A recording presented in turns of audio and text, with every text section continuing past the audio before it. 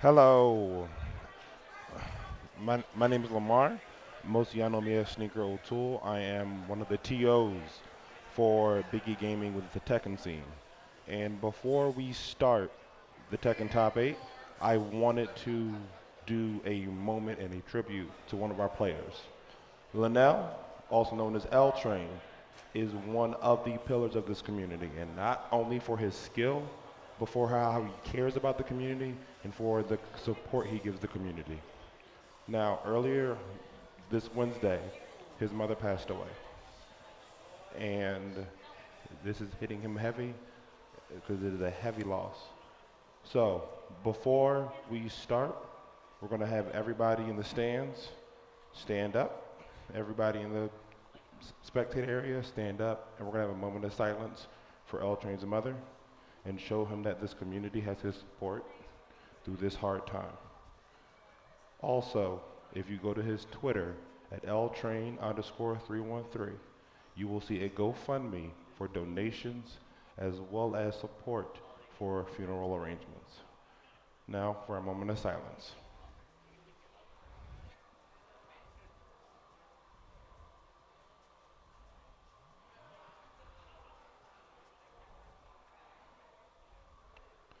Thank you. And L Train, the Tekken community supports you, and we are here for you always, brother. You do great things for this. You do great things for this community. You do positive things for this community, and we will be here for you like you were here for us. All right. Next thing is going to be Tekken Top 8, and it'll be dedicated to L Train's mother. Thank you.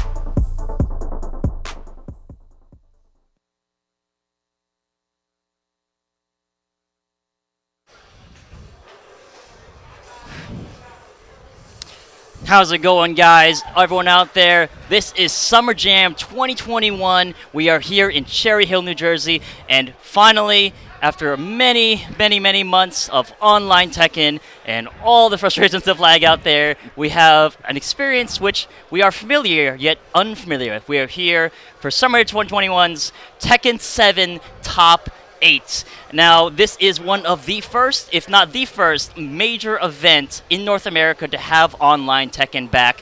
And, we have had so many great online tournaments throughout the months and years of the pandemic.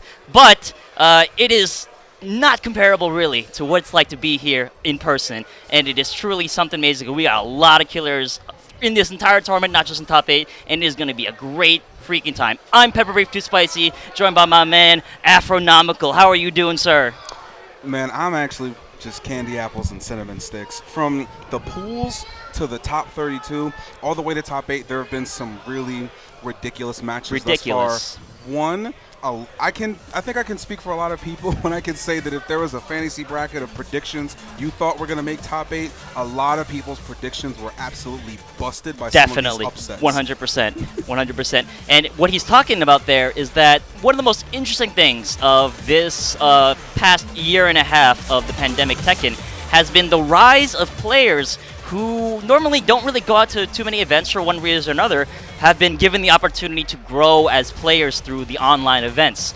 Now, online is not a perfect environment, but it does allow you to have multiple tournaments from the comfort of your own home many times a week. Yes, and everybody's hosting an online tournament. There's like a tournament every single day, every single hour. Somewhere in the world there's an online tournament happening like right now. Oh, absolutely. And so we have players who have risen in those times, such as Joe Crush, FDX, Fear of Silence, B Rich, Emily, so on and so forth, Alpha. And it's crazy because mostly before 2020, you probably would have thought of who's like top players in America. Someone like Joey Fury, Shadow, Anakin, Jamie J. Tran, Victim of Ritual, right? Tyra Piggy, NYC Fab. And, some of those players are still around, still competing, Cuddlecore, but there's been like this influx of new players, and the big question on everybody's mind is, a lot of these new guys have been winning and playing very consistent in these online tournaments, beating players who are already pre-established like Joey Fury or Shadow. But this is a different environment. Yes, it is. This is very different. And I'm not just talking about lag. There is a difference between being here on person, on that stage, and the guys right next to you or right across from you, and there's a bunch of people watching you. Absolutely. It's totally different. I will definitely say that when it comes to the FGC, it definitely hits different offline. There's that energy, the passion from the people. And I've said before, every region has its own type of energy they bring. People coming from the Midwest, the East Coast, from the South, and even the West Coast, they all bring their different type of energy into the venue, and it just creates an absolute mesh of good times and good Tekken. Right, exactly. And that energy is it's not replaceable. When you win big in your own in your own home, like in an online tournament, maybe you have you're streaming and like everyone in the chat is like, yeah, everyone's getting hyped, but it's not the same when you're in person. It's just not. It's just not the same. So, speaking of crazy different upsets here, we have upcoming here something that nobody, and I mean nobody, would have predicted, which is we have Shadow, who is one of those people that be like, okay, yeah, sure, he'll make top 8, maybe he'll win. Yes, sir. But we have a dark horse, a hidden champion in the bracket in the face of Trojan, the Lily player from Texas, the Lily player. And Texas has definitely been put on the map today at Summer Jam. Not one, but two representatives. Right. Trojan in winners going up against Shadow 20Z and Joe Crush in losers. Joe Crush getting there. Both these guys defeating Titans in their way. Trojan beating Joey for 6 rounds straight, and Joe Crush defeating Anakin 2 games straight. So whatever these guys have done to get here, it is not, definitely something that's not been privileged. They had to work very hard. This is not some kind of gimmick when they're here. And looks like absolutely. Someone even called the top 32. That in itself was the top 8 for many of those players. Definitely. And it looks like we are going to finally get into it here. We're on the G Corp helipad at night. TCC's favorite song. We've got Shadow 20Z of Disrupt Gaming versus Trojan's Lily. this is going to be very, very interesting because Lily is not really the character that a lot of people think of, not being as good, but just very hidden, especially in North American Tekken.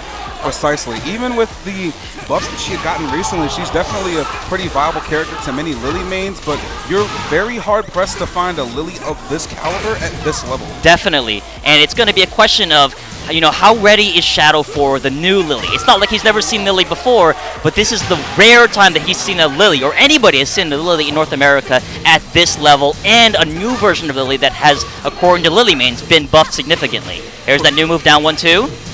Okay. And Bossman slowly getting him towards the wall, trying to put some pressure on him here. That break, still fairly calm. That break ball right there. Oh, the back turn sweep! Okay, not close enough for a launcher, though. All right, Shadow very patient, but got the timing on the wall splat wall break. Going to hurt a lot. Oh, the back, don't get up. Oh, he knows. He's very familiar with this situation with Okazemi. Root of Evil. Nice block. Perfect punish.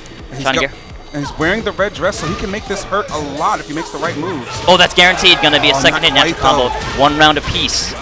Shadow, known for his very patient, analytical play. He's kind of a slow starter. He likes to watch what you do first before he really commits to anything, before he goes in, for the kill.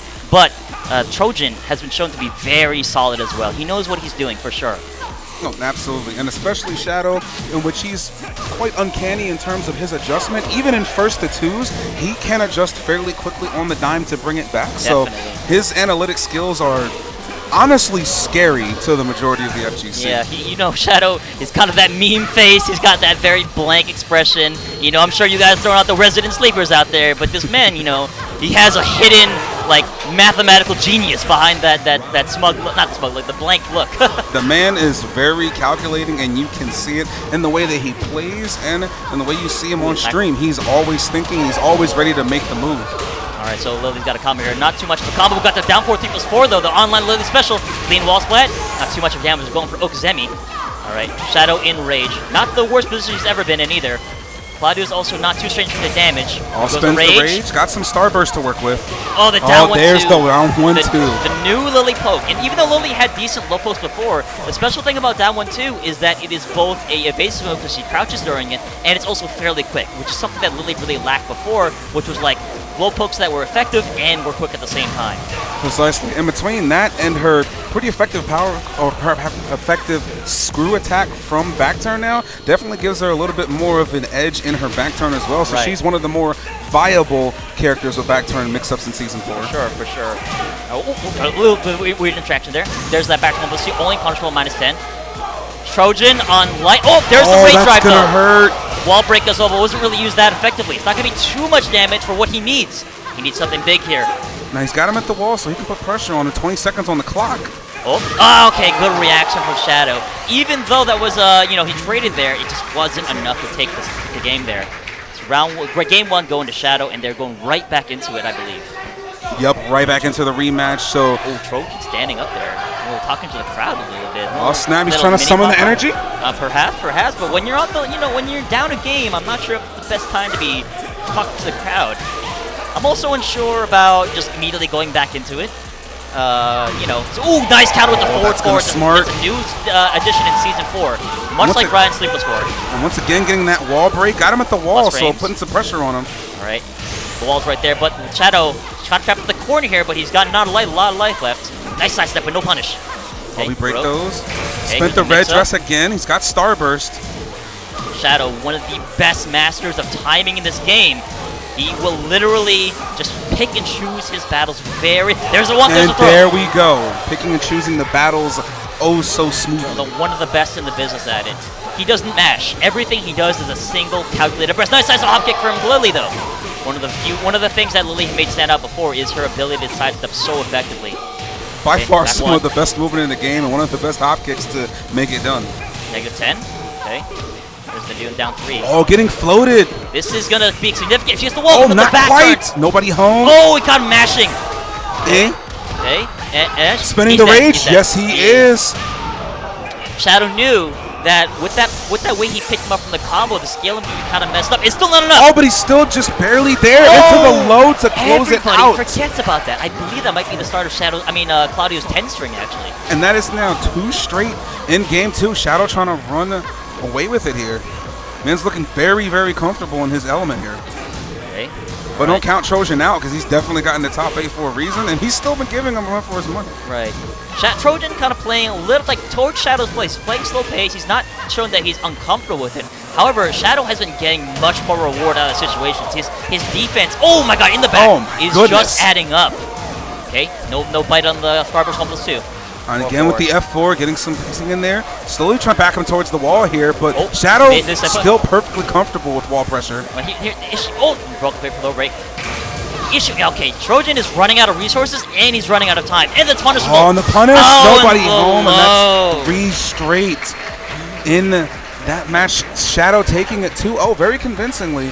Still an impressive showing from Trojan himself, but once again, Shadow is just too solid. Like, what can you do? I mean, the man is known as someone who will wait forever for damage. It does not matter if there's 2 seconds left on the clock. He is so confident that he will find your timing, he will find your mistake. And it takes incredible amount of self-control, patience, and calm to be able to play that way. 99% of the people who play in Tekken, they will break after hitting them a bunch of times. But Shadow, he's cool the whole time. Cool and collected the entire time. And when we say again, his ability to adjust in just 2 games, that in itself is impressive. Not even first to 3s, first to 2s. He will absolutely slowly pick apart his opponent, use all the resources he needs, all the time he gets. He will run that clock down, and he will actually just flip it on a dime. He might just run right through you in game 1 or game 2 or game 3. His ability to switch up his gameplay style so quickly and so effectively, it's frightening. And he could do that with any character. He could have done it with Zafina. Could have. Anna, Kazuya, any character really. He's obviously known as for his Claudio for the most part. He plays Zafina more often than he plays Claudio, but, without a doubt, Claudio is kind of like, his bread and butter, his tried and true, absolutely. His favorite character. And I remember talking to Shadow one time, and I think he told me, I asked him, so why do you like Claudio a lot? And he didn't give me like an answer like, oh, I like his counter tools, I like the running too. He's like, oh, he's cool. He's like anime. I like anime, so I like the JoJo and stuff like that. I respect it. I respect that. In this game, Tekken is normally a very balanced game, and it is compared to other fighting games. But it's so easy to be like, man, Jin is not great. Don't believe anybody that says that, by the way. I don't care how many times Book says it or Ronda Black says it. And he goes like Fakamram or Leroy or something. Exactly. So it takes a special kind of character to really stick to your guns. Absolutely. Everybody, this is what I love about fighting games in general, especially Tekken. There's always going to be a character specialist where either they have a very good reason, it's like, I just click with the character. I don't know why. I just have chemistry and I make it work. And that's what makes Tekken so good. You'll find some Tekken, some ridiculous plays that you have never seen before from basically your own character. Someone's in pools, top 32, top 8, and they're doing absolute nonsense or some clean play that you've never seen before. You always learn something because, when people teach this game or whatever, when you look up a guide online, they'll tell you, oh, you should play patient and you should not mash and, take your turn when it's like -8 or something like that. But then you'll just find that when people learn to play this game, when they start, they just gravitate towards certain playstyles, moves, and you and someone from the other side of the country, someone from California playing Lei, someone from New Jersey such as myself playing Lei, we're going to play completely differently because the way we started playing the game, we just focus on different aspects. Exactly. And both are valuable, and then, you can learn something anew. But looks like we're going to get our second game here in winner's side top 8, and this is going to be a kind of a former team kill. We've got Mr. Whoopi of Virginia, and we've got XIT Gaming's Commander of the Philadelphia area. Formerly both of the Collective. Indeed. And both pretty good friends in general, so this is going to be...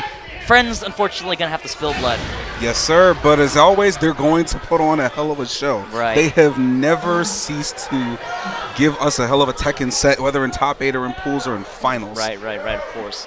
And both these guys proven themselves many times before, and Commander getting to this top 8 by defeating one of the the online heroes of the past year, Joe Crush, very convincingly. It's his Julia 2-on winners, and Whoopi defeating I believe it was Shin Paolo as yes, well. Sir. Yes, sir. So both with like I said, that top 32 was basically a top 8 in itself. We're just getting top 8 parts. Everybody there, no matter if you lose or win, is a great player. And this is just the culmination, who's the best of the best. Wow, run up Art Class. Oh, and tickle him. We're going to the wall. Oh, the Oh, he's jump going over? for back turn Okay, setups. okay, but We're Mr. getting Whoopi saucy. controlled, you know, realize it. Oh, that's going to be guaranteed. Off the wall, though. Kind of beneficial for Commando. Oh, but a whiff Oh, punish. my goodness. He Roses might be are gone. red.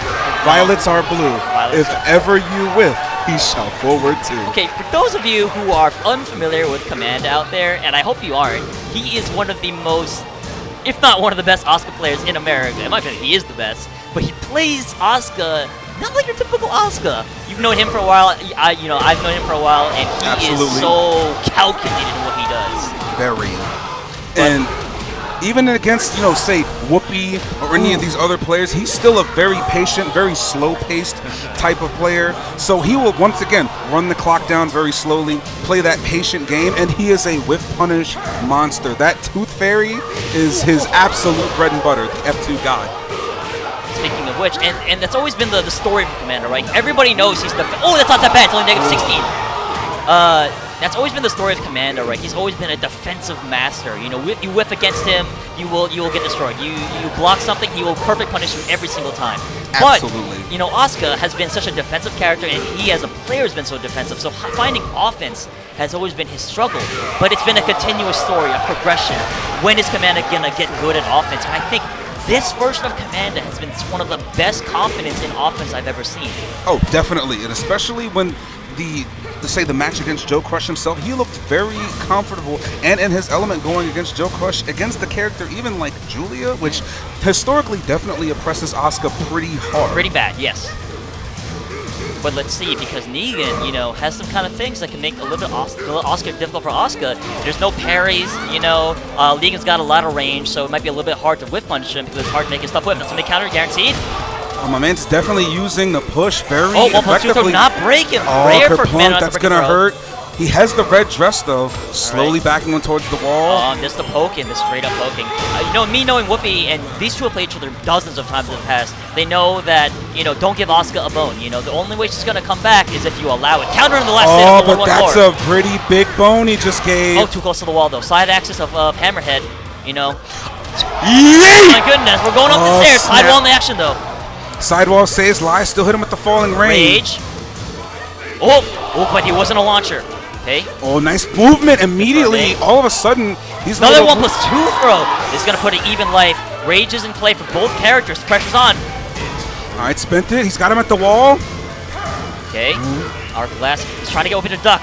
The Into low! the counter hit low. That's one in favor of Whoopi so far. I can definitely say. Did not go to infinite My stage. Went right goodness. back into it. This is a whole new guy. I think he feels it. I think he's definitely feeling it right now. I think he's in a flow. He's losing, of course. He's definitely losing. However, he feels like, okay, what I was doing was fine. I just need to sharpen it up a little bit. I would definitely agree. It's definitely a little unconventional to see him not immediately go to infinite stage. For sure. That's clearly his strong suit. Strong backdash, some of the best movement that you've ever seen from any Tekken player in Or North hitbox, America. of course, with the hitbox player. Absolutely. Nice side step with the down four too. One of the finest to do it with a hitbox, but surprisingly, he is still feeling very comfortable on Hammerhead here and just going toe-to-toe with Whoopi. And his offense is definitely starting to show, even though he's down one. Oh, another one. Oh, he's definitely not breaking these these 1 plus throws 2 here. throws, I think, are coming at strange angles. So strange timing. Nice, perfect punish. Gonna go straight for the mix-up. Oh, just whiff on it, but no down 4-2 from Nuki. Oh, break finally those? broken. Ooh, the whiff on the down 4-2, and all guaranteed. Negan's 10-frame block punisher. So damaging. And very effective for setting up more pressure. Let's see what's going to happen here. Whoopi can kind of taking it away because he hasn't really been giving the timing that Commander kind of needs to get some damage in here, and his offense has been working out. He hasn't been really too committed, but there's slice up down 4-2. Oh, nice movement there. And as we said before, Negan doesn't exactly give her a whole lot to work with. What a reaction. No power crush launcher. Oh, the down the 4-2. As Commander would say, he just did it, and that's pretty straight. He just did it, and sometimes stuff like that just works.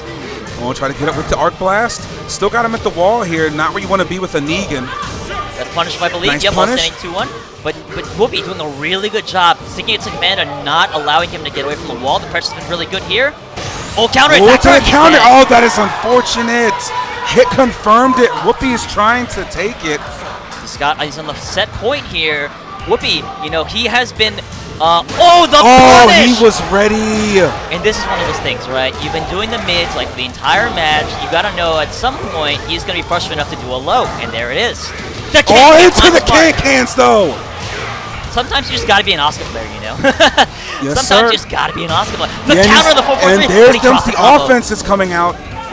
All get into the Oh, low. We broke break it finally. those. The counter hit didn't attempt there. Commander looking for something, but Whoopi keeping it And close. again, The just poster slowly landing. poking out with A these single lows. hit here. The low With a parry. low parry. He might be This dead. might be what he needed. Into Great the drive. Kobe. Is he gonna land it? He is. FF3.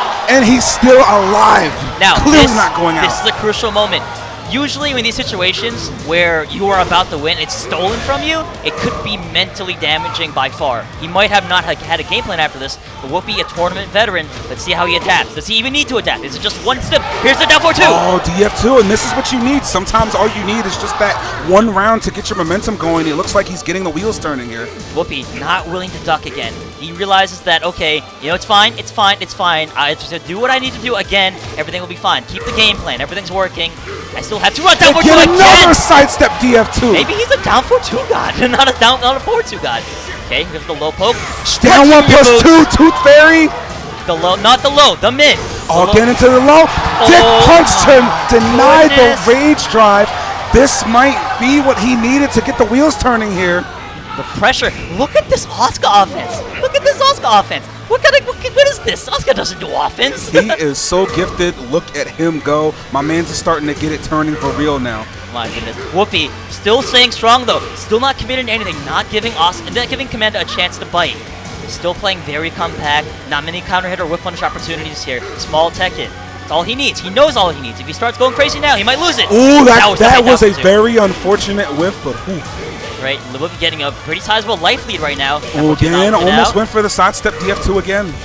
Yeah, not a lot of damage from Whoopi. Oh, this is Oh, hard blast. sidestep Arc Blast. This is getting very. Oh, Oh, went the for pick the of the reset. reset. Gonna get a perfect wall split. Yes.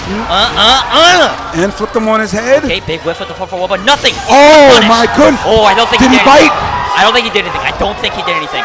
Yes, he did. He did not bite. Punish him. We're going to game 3. Palm in freaking Up Jeffrey Dean Morgan's forward chin. 2. Up forward 2 to make it a tied game. We're going to game 3. Somebody get 911 on standby.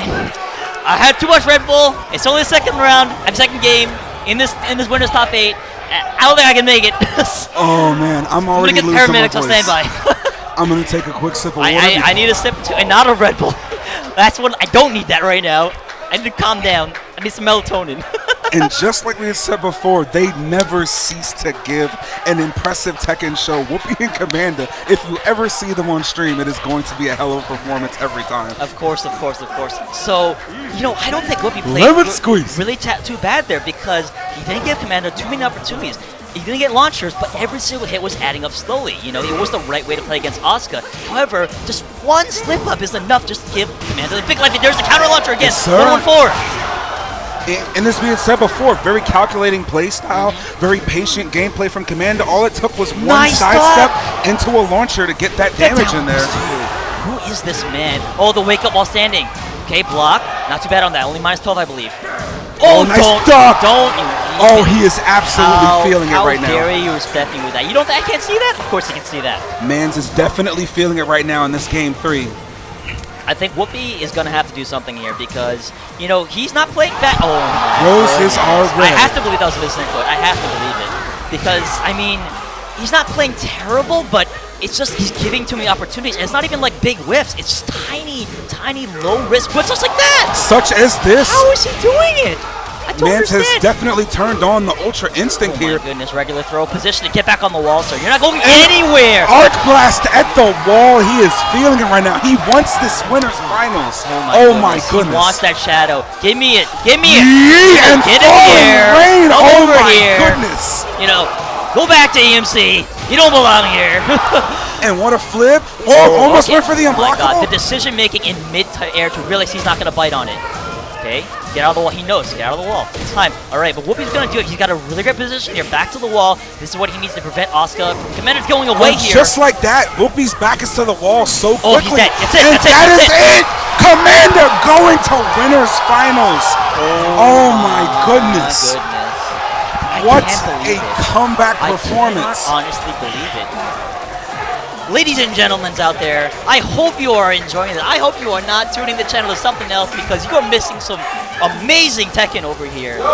And we got so much more to go. Premium baked Tekken. Like I had said, Commander and Whoopi every single time giving a hell of a performance in top 8. Every time you see them, it's going to be something amazing. It is ridiculous because neither of them, obviously Commander playing very well because he won, but neither of them was like huge mistakes, like, oh, you're playing the wrong way, or it's like, I see the obvious error. It's like, Whoopi's game plan was still very accurate, understanding, like, let me just get some small hits here and there, you know, I know if I give something big to Commander, he's going to destroy me. But Exactly.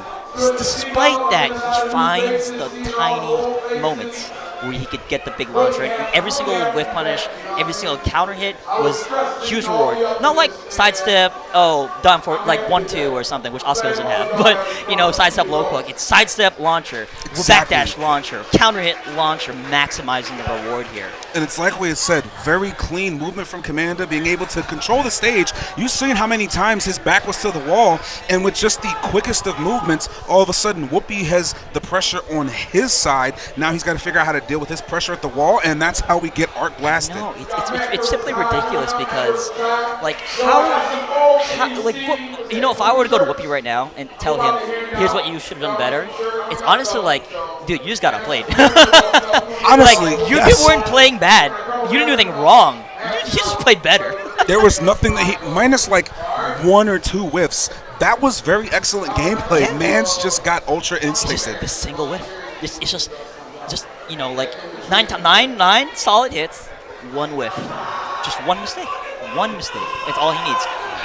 Honestly, probably the only thing I can think of is like stop trying to chase Asuka, like get life lead and run, because I think he might have tried to force the issue too much. As good as he is, as right as his offense was, you know, if you're playing as Asuka, the general game plan is to take that life lead and run for the hills because this character normally doesn't really have a great offense. Precisely. Which is kind of the, you know, the ongoing quest of every Asuka player is how do I open someone that's not going to give me opportunities. Precisely. And especially when you think of Commander's Asuka style, it's so polarizing from the majority of the Asukas that you'll see. Highly defensive, plays to her strengths. He might not have the best offense, but with what little offensive tools he does have, he capitalizes on them so well.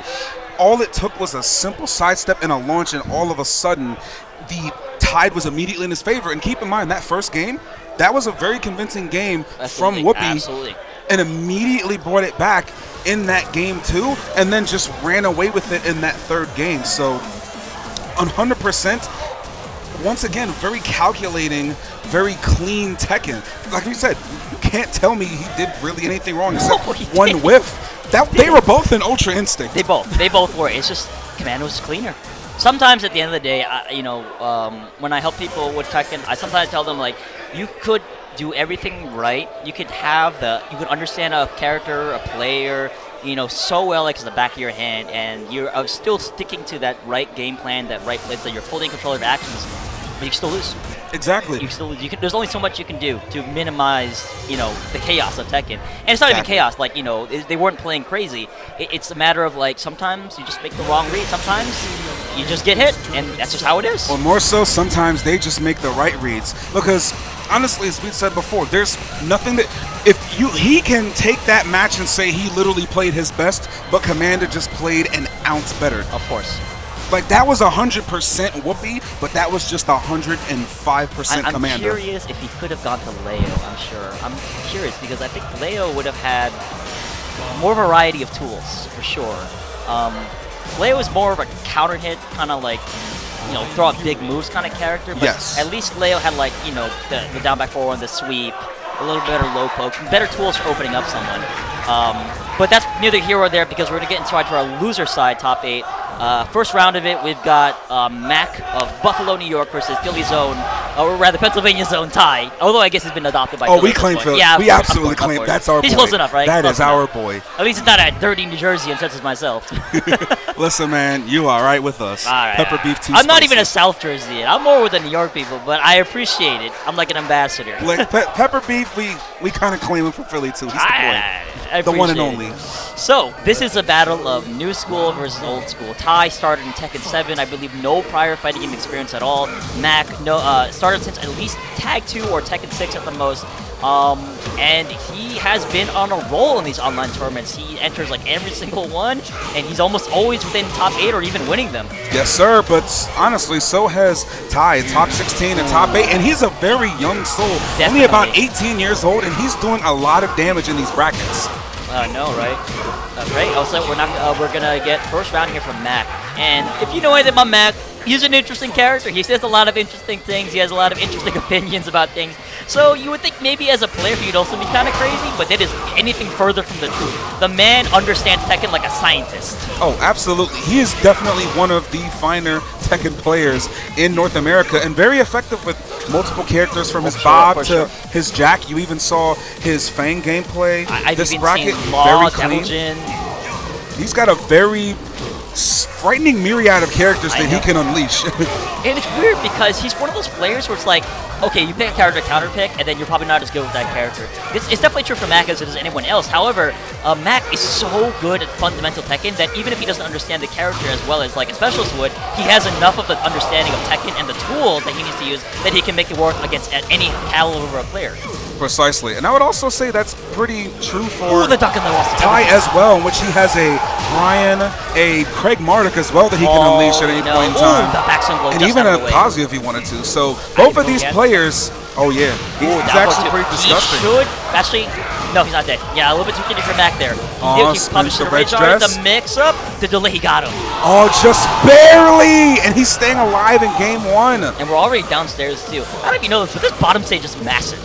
This is one of the larger stages once you get to the actual floor break. I don't know anyone that could go from like one side of the long side to the other.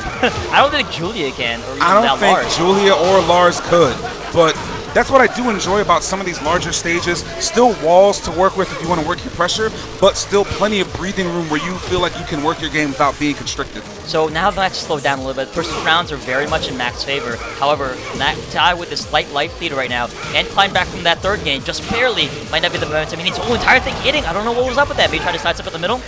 No, looks like he tried to sidestep, got clipped, and got some nice Oki off of it. Might not have realized he got hit by it, yeah. And they're both just outside of rage range. Mac just a little bit closer, so he might unleash it as soon as he gets it. Now, I don't think it matters particularly if either one gets rage here because one combo will end either one. Yes, sir. But Brian with rage is definitely... Oh, here's rage. 5 seconds on the clock. Hey, while saying for no punish. 2 seconds left. It's Spins over. it. 2 seconds. Oh, Oh my God! Just barely. Just barely. I can't believe it. I commentator cursed it in like half a second. No, half a second after I said it, I ruined it. Goodness gracious. Literally timed out with a split second. And all he had to do was just block. All he had to do was just block. He didn't even have to jump, nothing like that. But, alright, so Ty's staying alive here, but he's already down 60% health. Oh, what an interesting interaction there. That's so weird for a character to have a jumping high attack. And that's one of the reasons why it's bad, is because if you go over a low that has a low high crush, it's not going to work out. That's such an interesting situation. It's really not common in many the fighting counter. games. This is big. Oh, this that's is big. going to hurt. He's not dead, but he has range. Oh, he knew.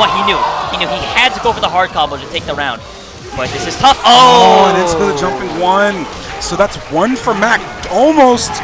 That was still a very close game in game 1, especially with that round 4, where he took it in literally the most split of seconds. That was a clutch moment. But this is one of those things, right? If you are only winning matches in the clutch and you are losing the entire round neutralized, you're getting outplayed in general, it's not a good look. Yeah, you're winning in the clutch, but how many times can you do that? You know, how many times before somebody breaks, before they get tired, before, you know, they shut down because, you know, everybody has a hidden bar of willpower, of mental strength, and being in the clutch, there's only so many times where you could like figure it out because nobody likes to be there, you know. That's one of those like either I do or, you know, I'm KO'd.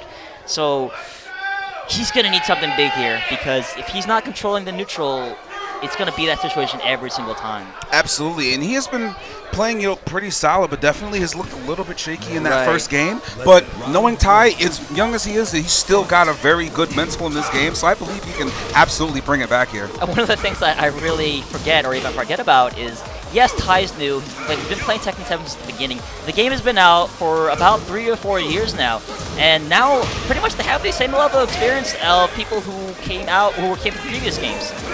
Ooh, Fisherman's Band. Is he gonna go to the sidewall? No. Oh no, he didn't. That was a lot of unskilled damage. Oh, the crash dash won though. Bob Electric gonna get the wall here. Oh no. Ooh, not quite. Good decision. I wonder if he thought he was gonna get the wall. Didn't finish it. Didn't realize it was gonna connect. So he's got a pretty big life deficit here, but he can make this hurt. You know, Mac, very experienced against Brian. Lots of good Brians in his time. Jimmy J. Tran, Incognito. He knows he gives Brian a bone here. It's gonna be over. This we're just spent. Oh, and he's got barely 10 seconds left on the clock here. Still doesn't matter. Okay, I was gonna say, even if Brian without rage, if he gets a launcher, that's still gonna be enough damage, pretty much, if he gets that wall. Yes, sir. Especially on Jungle Outpost 2, he's definitely getting to that wall, and he will be optimizing. Yeah, this is definitely. Oh no! Gonna be bad for Ty here. Gonna go all the way down. Just raw, going all the way down. So not gonna get a huge wall carry. Oh, goodness gracious! All the way to the wall. No, he didn't realize it. He didn't realize it. He might not have been sure how to punish it because he was like in a weird crouching state. His jet upper is not going to work on that, that's for sure. He's got to the wall, and this is not where you want to be against the Bob. Oh, it's looking really rough for Ty right now in this match. Mac trying to run away with it in game 2. This has been like the kind of the telltale story of Brian in general in high-level play is, you know, rush this guy down, don't give him his big counter hits because he's kind of a slow character. And, you know, Brian players, they realize, oh, I just got to wait. You know, it'll happen. I'm going to get my read. But how long before you have just no life left? And more so, how long before they give you really a chance to get that read? Because who's to say that Mac's not going to give it to him? I mean, yeah. He's been doing a great job thus far, not giving him anything to capitalize off of. And Mac, he's such a calculated control player, just like Shadow, you know. There's down for one more. Oh, machine gun punch. Ooh, and don't get out of here. I wonder if he knew. I wonder if he knew he was going to try something. And could this be the tail of the tape, just like a Commander was kind of down on life and deficits, but got one round and started to get the wheels turning? This might be what Ty needed. He might. But once again, it's starting again. The pressure from Mac, he knows. Bully him. Don't let him get a chance to counter hit you. Smother him with buttons. And Matt, and you know, Bob, such a great character. Oh, taunt back 4. Oh, huge that's and maximum. smart. Oh my goodness. Brian specialist at work. Taunt. No, missed it. Missed him. Put it maybe. Okay. Oh, hatchet kick. Punish it. Punish. Not too much though. Oh, the low. Didn't do. Oh, the back. Oh, to the backswing. Oh, he's got his back. Oh no. But off axis. Oh, running 3. Back to the wall here. And a jab just to clutch it. We're going to final round here. This might be what Ty needed to bring it back. He absolutely needs it. He needs to control the pace of the match here because it's in the same way every time. Maxed off with buttons, getting a huge life lead. Ty's looking for the counter hit. Oh, second hit. Oh, Ty, he messed it up. Didn't get it in time. It would have worked out. When Ty's definitely starting to try to force more situations here. Mac being very careful not to get too close to this wall so he doesn't get dismantled. Okay, get back to the wall here. Waiting, push the wall. 1-1-2. Okay, double low. Awkward situation. Okay, Mac knows. Okay, there it is! There's the counter hit! Breakable wall is in the catch. I was going to optimize. How am I going to do it? Okay, boom, boom, boom, boom. All right. What's the mix up? Oh, to the counter hit! Oh my God! It is looking like deja vu. First Commander versus Whoopi, bringing it back to game 3. Now Ty channeling his ultra instinct to bring it to game 3. This could be what he needed. Once again, it is a Jeopardy situation here. This is so crazy. Philadelphia, oh my God. Philadelphia, the birthplace of this country, of the Union, is a special place. Yes, sir. It's a special place. And special things come out of Philly, and special things happen in Philly. Such as wicked comebacks and some good old pepperoni and cheese. Oh my God, my hands are shaking. My hands are shaking. My throat. I thought I have enough water. I need more oxygen. I need more HQ. Someone give me a breathing mask. Oh my goodness, we're on Violet Systems here. Ty definitely feeling a whole lot comfortable here, just in his movement and his decisions already in this game 3 here. It is kind of a repeat because both Ty and Commander play characters that are kind of, you know, a little bit more defensive oriented. You know, they're more about patience and waiting for that one moment where they can get a big hit here. So is this telling me that offense is bad in Tekken? Don't be the aggressor. Best defense is a good defense. Speak English, Kata. Never mind what you heard, man. Kata's not gonna hit the wall, just barely.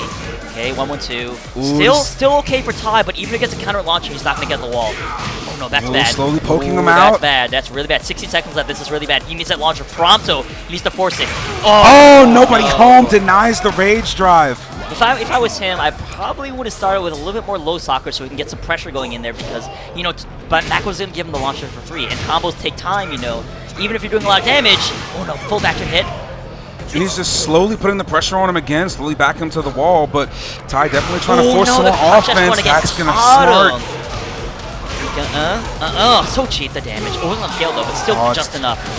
Too straight for Mac in game 3. He might really be snuffing out. This is elimination point. There is no triple bracket here. Whoever gets here is going to go sent home. Okay, taunt, but not enough time. Didn't get connected by it. Ooh, trying to get him up. He hasn't done a single hell sweep yet. So no, into the slide. That's going to smart. I thought a hell sweep, but it's basically a hell sweep. There's a counter hit. This might be what he needed to get something going. A new combo. This is a new combo he showed on Twitter. We dropped the last part of it. Oh, with the flow. Still gonna convert. Wake up, wake up, wake up. Oh no, that's bad. That's bad. That's so bad. This is so bad. That's so bad. I'm scared. Somebody hold me. He just got a sliver of health left, and he's got the red dress. Oh. And the hell sweep to finish.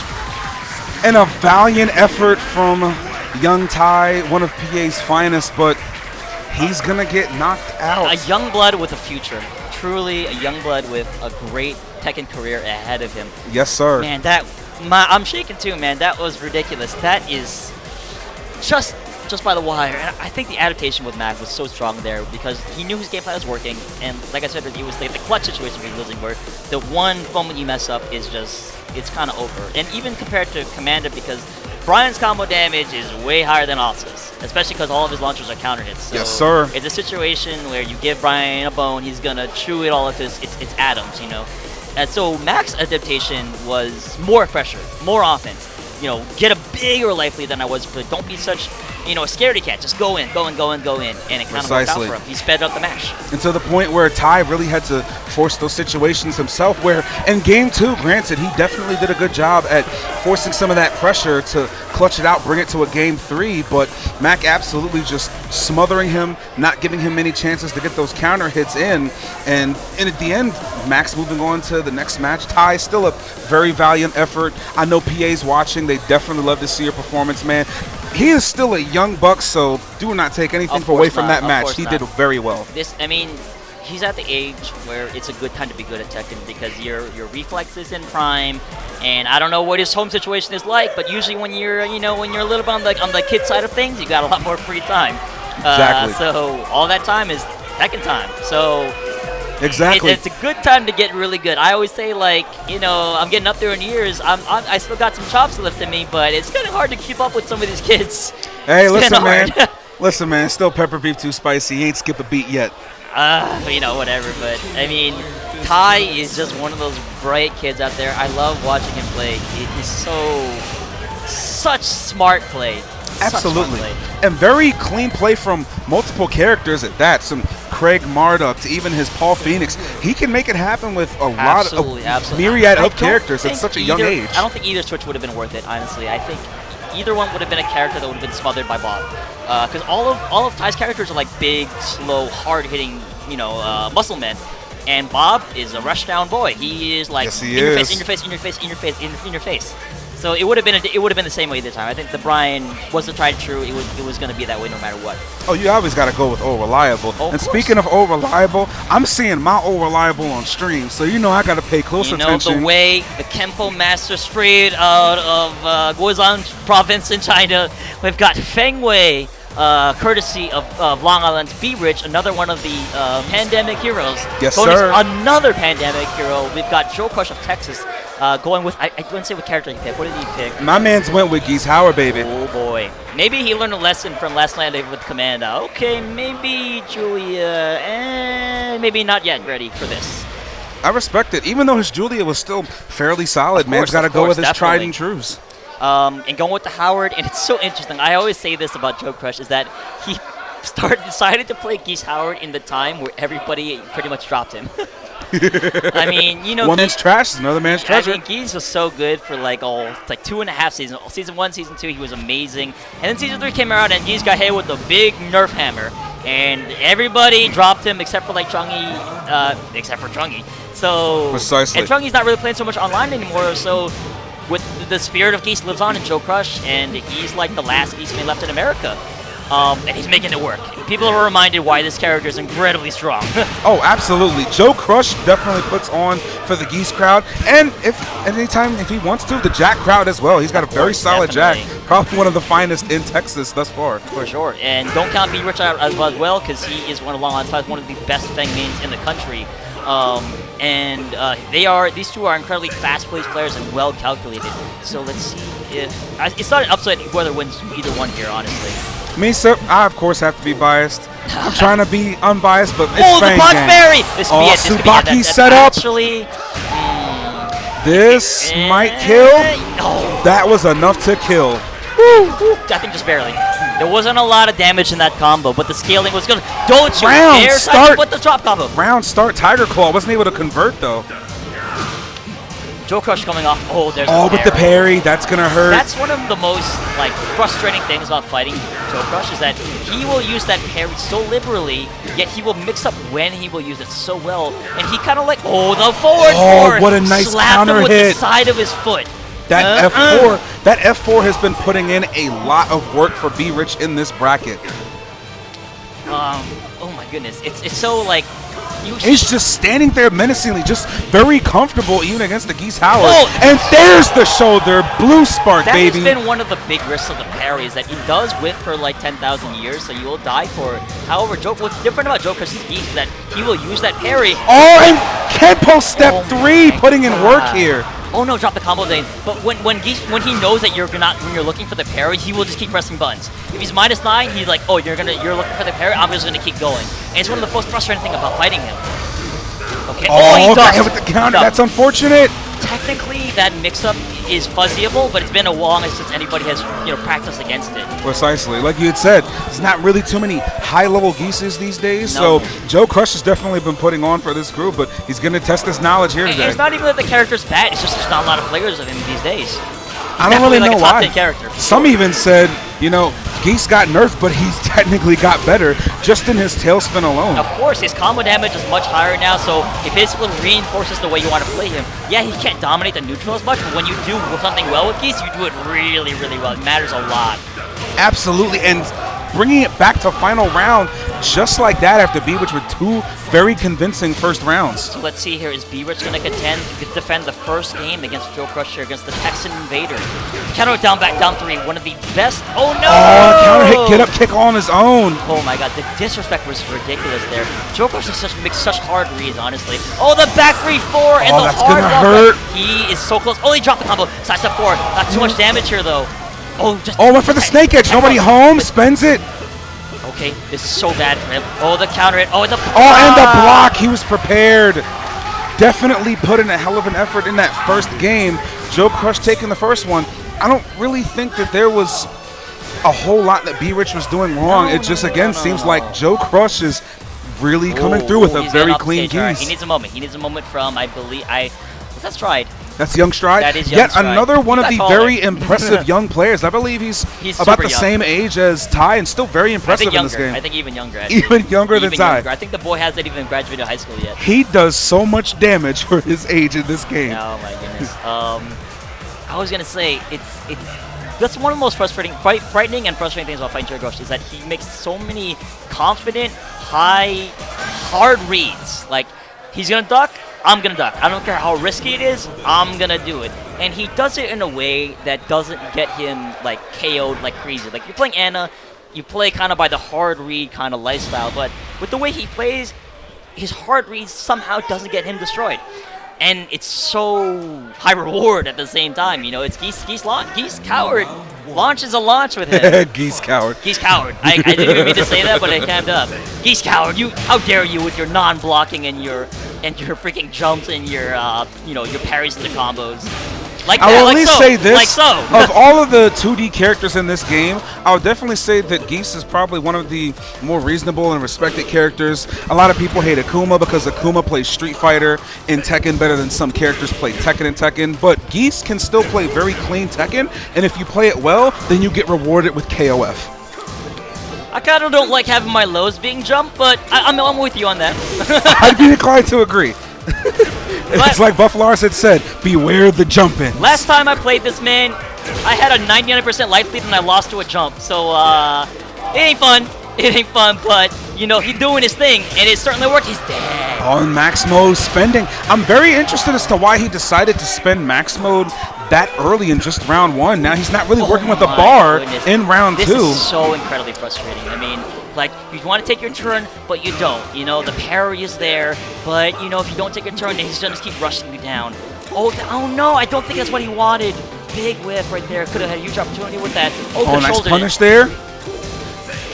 Again, a lot of movement from B-Rich on this Infinite stage. I'm actually somewhat curious as to why he kind of picked Infinite stage, because it seems like he's still very comfortable with the rushdown. I'm assuming it's just because he doesn't want Geese to have that big damage on the wall that he's so well known for. I think that's what it is that you remove the wall element. Maybe I'll get parried, maybe I'll get launched, but it's okay. With the walls, at least his damage isn't as crazy. I don't need the walls, I'll be okay. But the thing is, even if he wins this game off the walls, he's going right back to it on the third game. Exactly. Nice little parry. Oh, nice low parry, nice combo. He's going to have to go for some kind of setup here because he's still on life deficit. Oh, we break those, and he's got a bar to work with. We break those again. Don't touch me. Oh, what happened? Okay. Oh my god, I thought his controller disconnected. I was so scared. And once again, breaking. Don't touch me, man. He's not got a strong... Do not touch me. We break those. Because he only has a single 1+2 throw. Do not touch me. Oh, but well, literally don't touch me either. Oh, again, spending max mode here. No. It's so crazy. Oh, nice conversion. Oh no, he's on a pixel.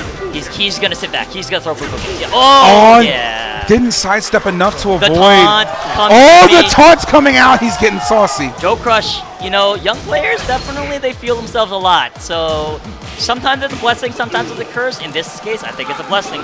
He's feeling himself. He's in the flow state. Yo, Joe Crush is definitely feeling it right now. This is so tough because you want to do lows, I'm going to jump them. You want to do mids, I'm going to parry them. What do you do? Oh, and he got the DF3. That could have... Oh, hello. What is... That was an interesting interaction. Oh, he knew. He felt it. Oh, and running three. We're going to final round in game 2. I would have taunted right back at him. I would have done the whole hand slap thing. Oh, snap blocking the DB3, so he's a little conscious of that. Okay. Oh. Actually, I believe that's punishable, I think. Yes, sir. Okay. Still low. Biceps. From there. Okay. I'm still trying to play that keep-out game, just throwing the projectiles. Oh, the back three to the straight disrespect. This is going to be big.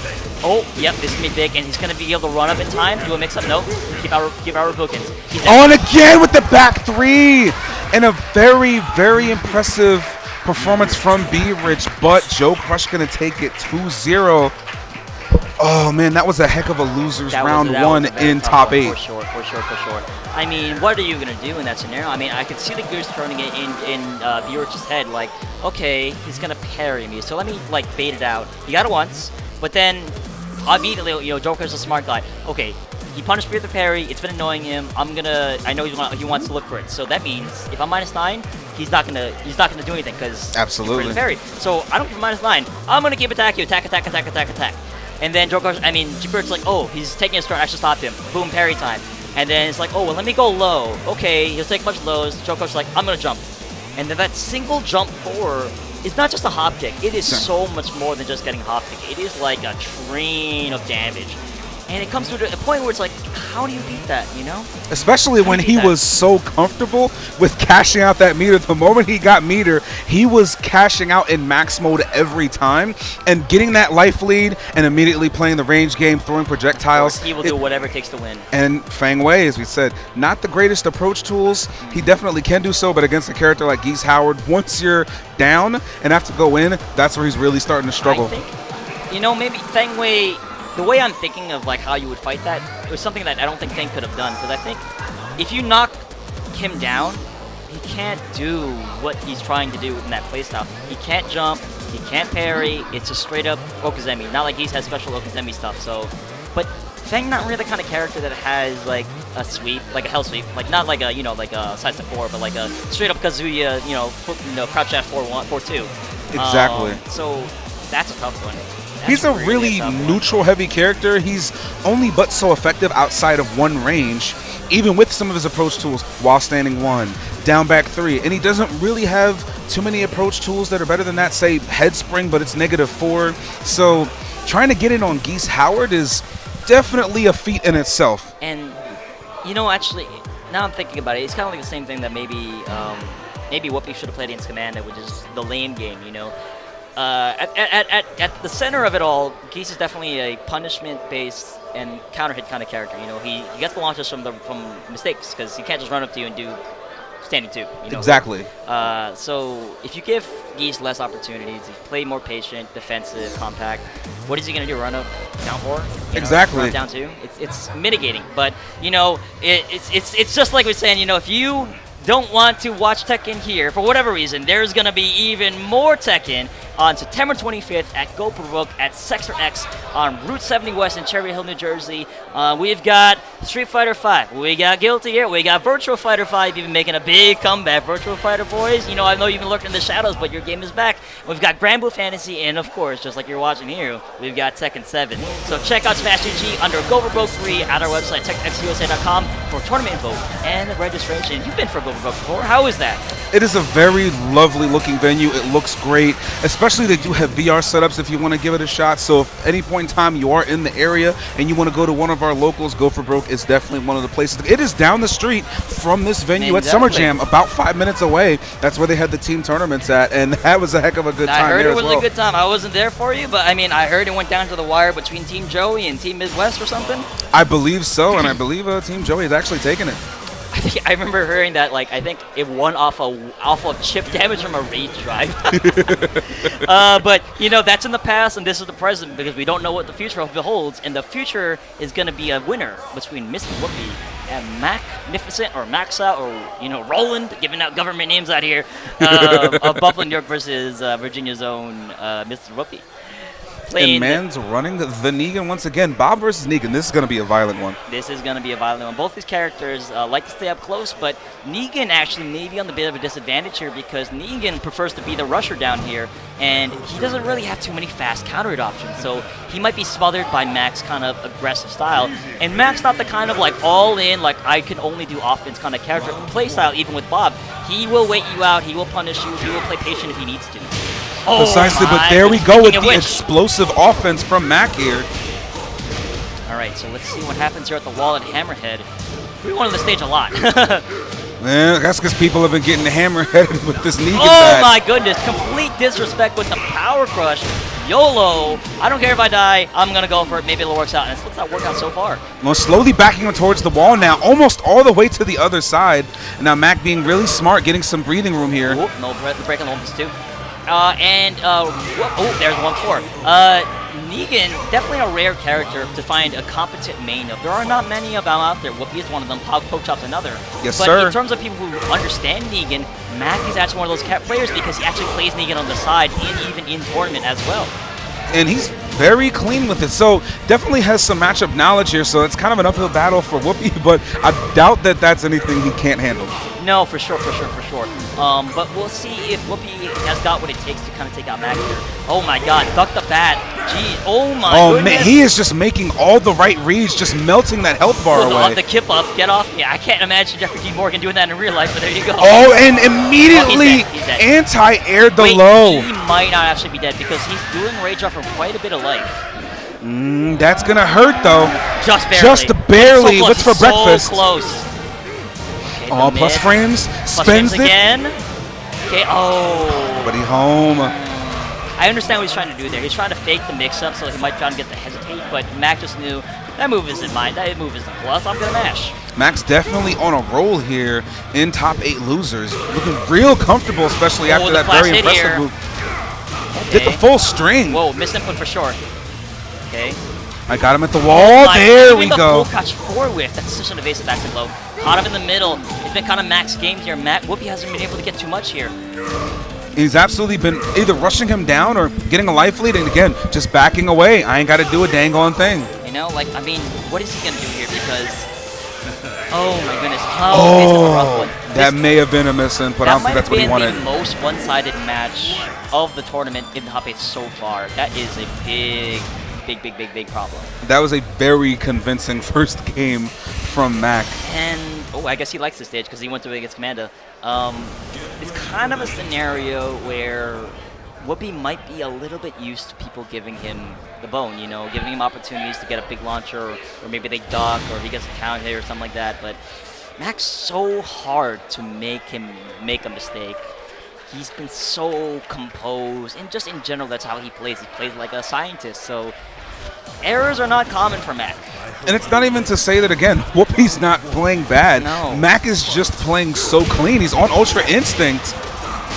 And, you know, there's a back. Oh, that's unfortunate. Wow, he literally slapped his butt. He's like literally, you know, bat to pancake right there. That is mucho unfortunato. But didn't get too much damage off of it, luckily, because Sidewall saves lives. That could have hurt a lot That's worse. kind of the problem with Crumple Stun launchers, is that Crumple Stun launchers do a lot of damage because they don't actually launch them on the first hit. But the problem with it is that if it's off axis, the combo is usually going to be a little funky. Oh my What goodness. a whiff punish from Mac, though. We're going to the wall. Wow, Yes, we are. Nice adjustment with the 1-2s to reach that wall. And just like in Mishima, the same thing, just crouch dash 1, get you up in the air. And that is 4 rounds straight for Mac, looking really comfortable here. Oh my goodness, this is looking like bad news bears for Whoopi. This is 4 rounds straight. And Whoopi's really struggling to get any sort of offense going. In spite of even in the first game where he was able to put the pressure on, he really can't get the pressure that he was even close to acquiring in that game 1.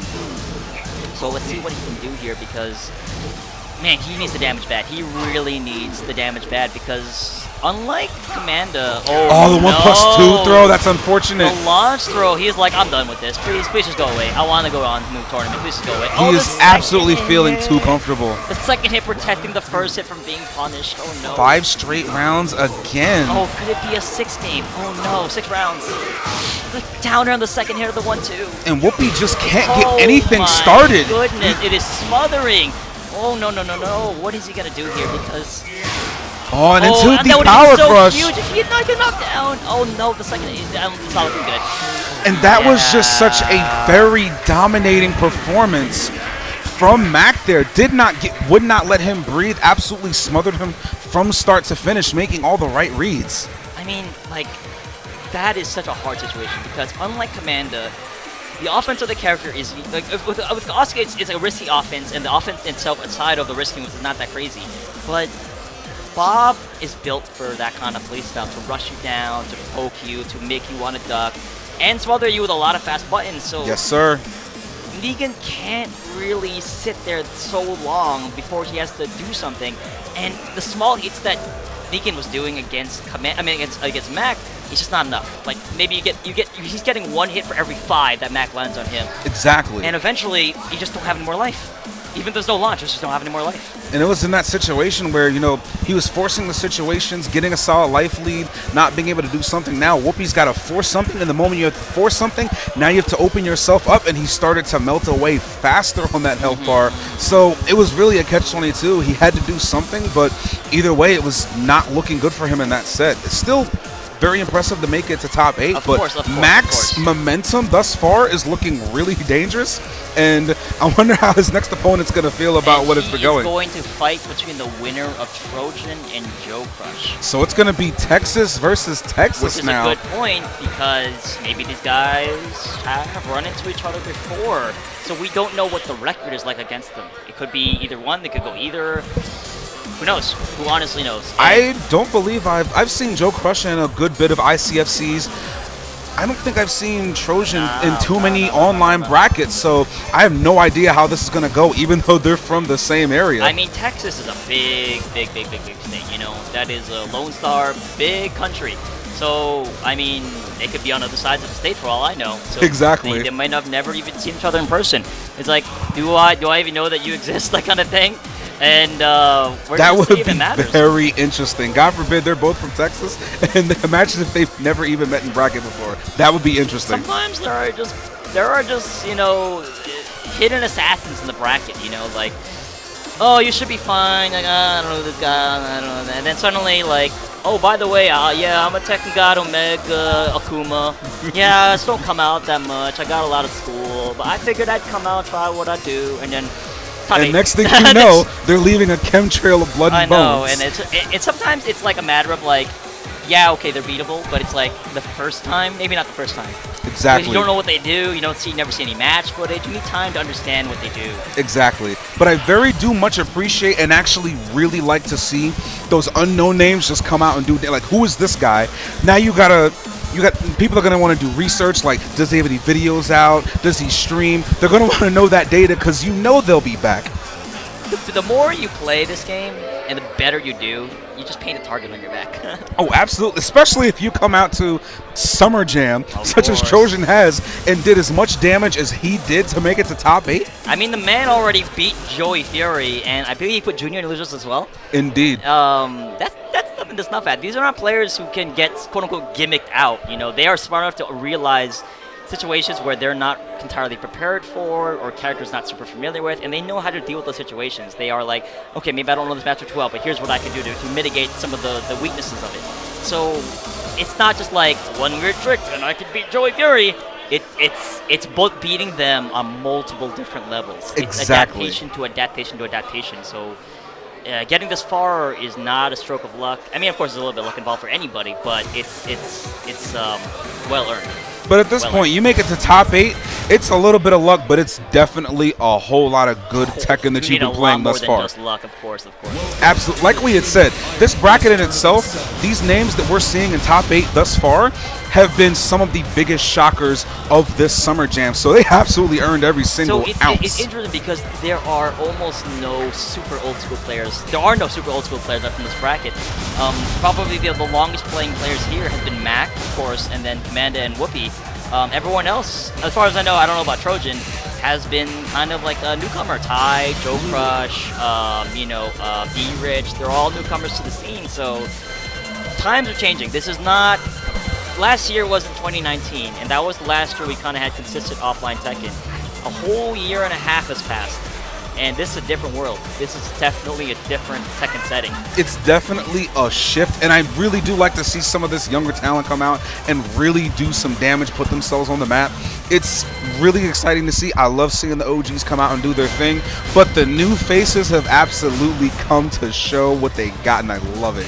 It's so peculiar. I was always saying, like, I hope one of these new guys makes top 8, and I got more than I wanted to. I got 2 of them. Ty was already, for me, Ty was already established before the unfortunate situation happened. But Joe Crush and B-Rich definitely didn't see that coming. Definitely didn't see them becoming this prevalent for sure. Oh, absolutely. And times change. Today's top dog could be tomorrow's Omega. The alpha today could be the beta in the pack. And it's all about staying consistent and keeping up, because no matter if you went 0-2 or you lost in top 8, if you're motivated, you will go back and you will become stronger. Oh, absolutely. Especially after this. This is the first major that we've had since coming offline. We're going to be right at it back again when we hit NEC coming in November. Don't forget about NEC in the new venue as well. Oh, yeah. I have yet to see the block, and the moment it opens, I'm going to be stoked. That is going to be crazy. We going professional out here. Yes, sir. It's going to be nice. Wow, I even forgot this Lily outfit existed. It looks tight. I like the drink. Very prim and proper. Very, very appropriate for Lily de Rochefort, or Emile de Rochefort of Monaco, not actually of France. On immediately starting it off, With and the it's low. Texas v. Texas. I'm loving to see how this is going to A happen. battle of the South/Midwest right here on the East Coast. All right, so we've got some pressure here from going. Nice block here. I'm actually not sure what it is on block if you finish it all the way and it blocks the ball through there. Got caught trying to sidestep. We're going to the wall. Definitely going Of to the course. wall. Boom, boom, bop, bop, bop, and more bops. I thought it was over, but there's more bops.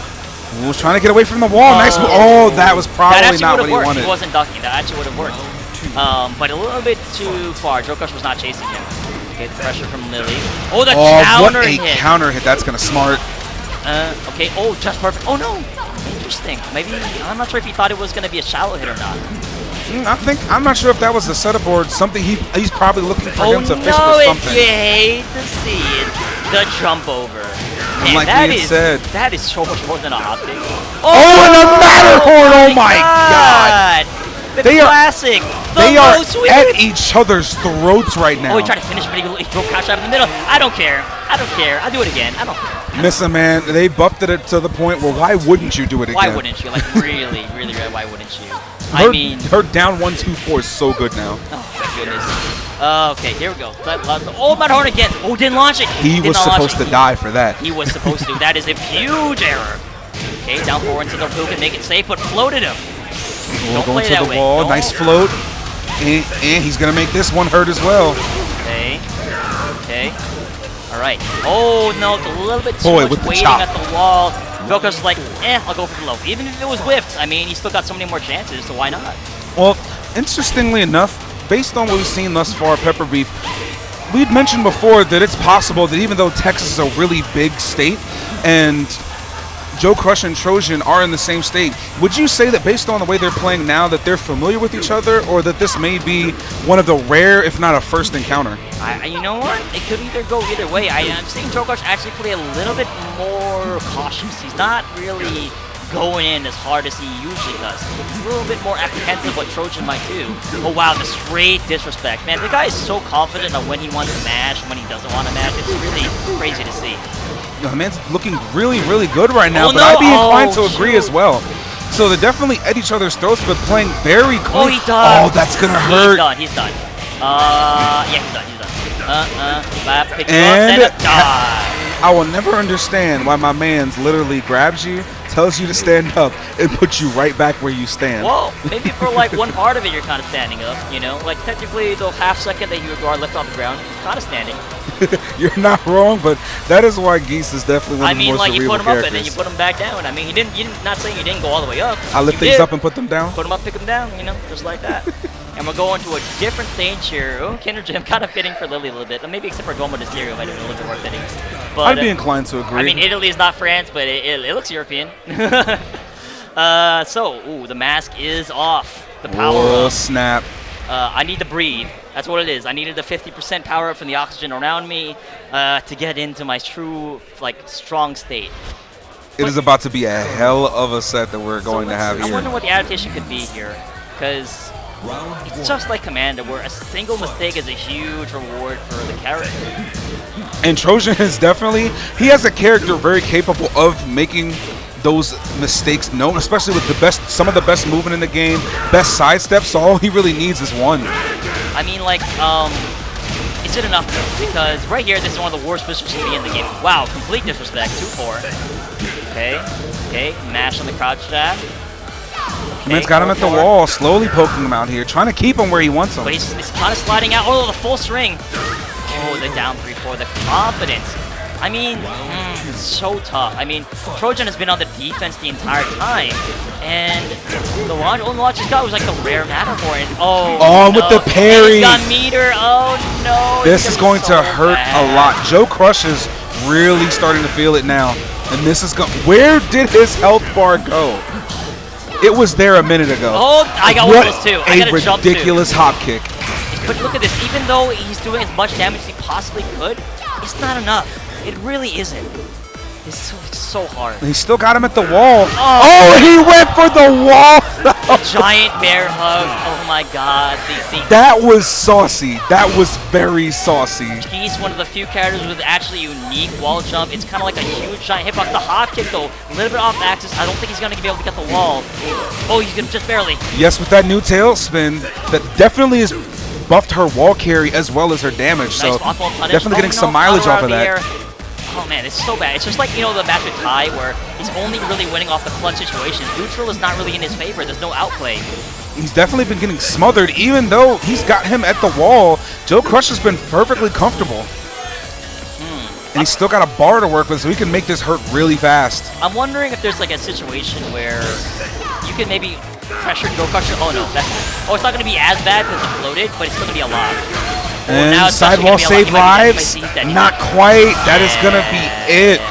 Joe Crush very convincingly taking it over Trojan in that match. I was honestly expecting it to go be a little closer than that, if I'm being honest. So Trojan, the dark horse, the Lily out of nowhere, is unfortunately out of the tournament, but I think he's turned many heads here about opinions and the viability of Lily in tournaments. Before, at least in North America, you didn't really see the character, but making top 8, beating some big names here, not easy.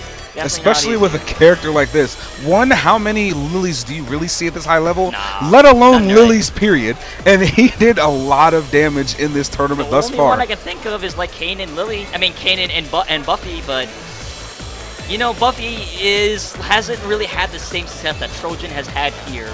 And Kane, kind of the Lily of America, the godfather of Lilies of knowledge. He's so special as a character, but the man's living the comfortable life of a casual player. It is a Hey. very stress-free life. I respect it. Man's done his due. He's paid his dues. He's let him know that I am that bull, so he can sit back comfortably. He's done his job. Of course. So, it kind of a character that you really needed, like a new hero to rise up to showcase the character, because there are going to be fans of every single character in this game.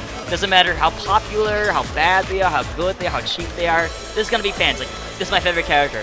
Could be Gigas, could be Bears, could be even Shaheen, which is like one of the rarest characters to play. Oh, Fine. absolutely. There's someone out there that's like, I love Shaheen. There's a Shaheen Discord out there. And so everybody needs, there's someone that they can root for. And I think Lily players in America, they don't have to look to EU for someone that they can truly get behind. Exactly. And that's what, again, love about character specialists. You're going to find someone who is, say, high level or even top level, where they're going to make your character work, and it might give a little bit of hope in your chest. You might be struggling with the character at some points, but you might take some pointers from some of these players who really make the character work. I know I do it all the time. I look at the Nashis, the B Riches, the Mateos, the LOCs, the Hows, and I 100% take some Man, I playing tips forgot from about them. Locke.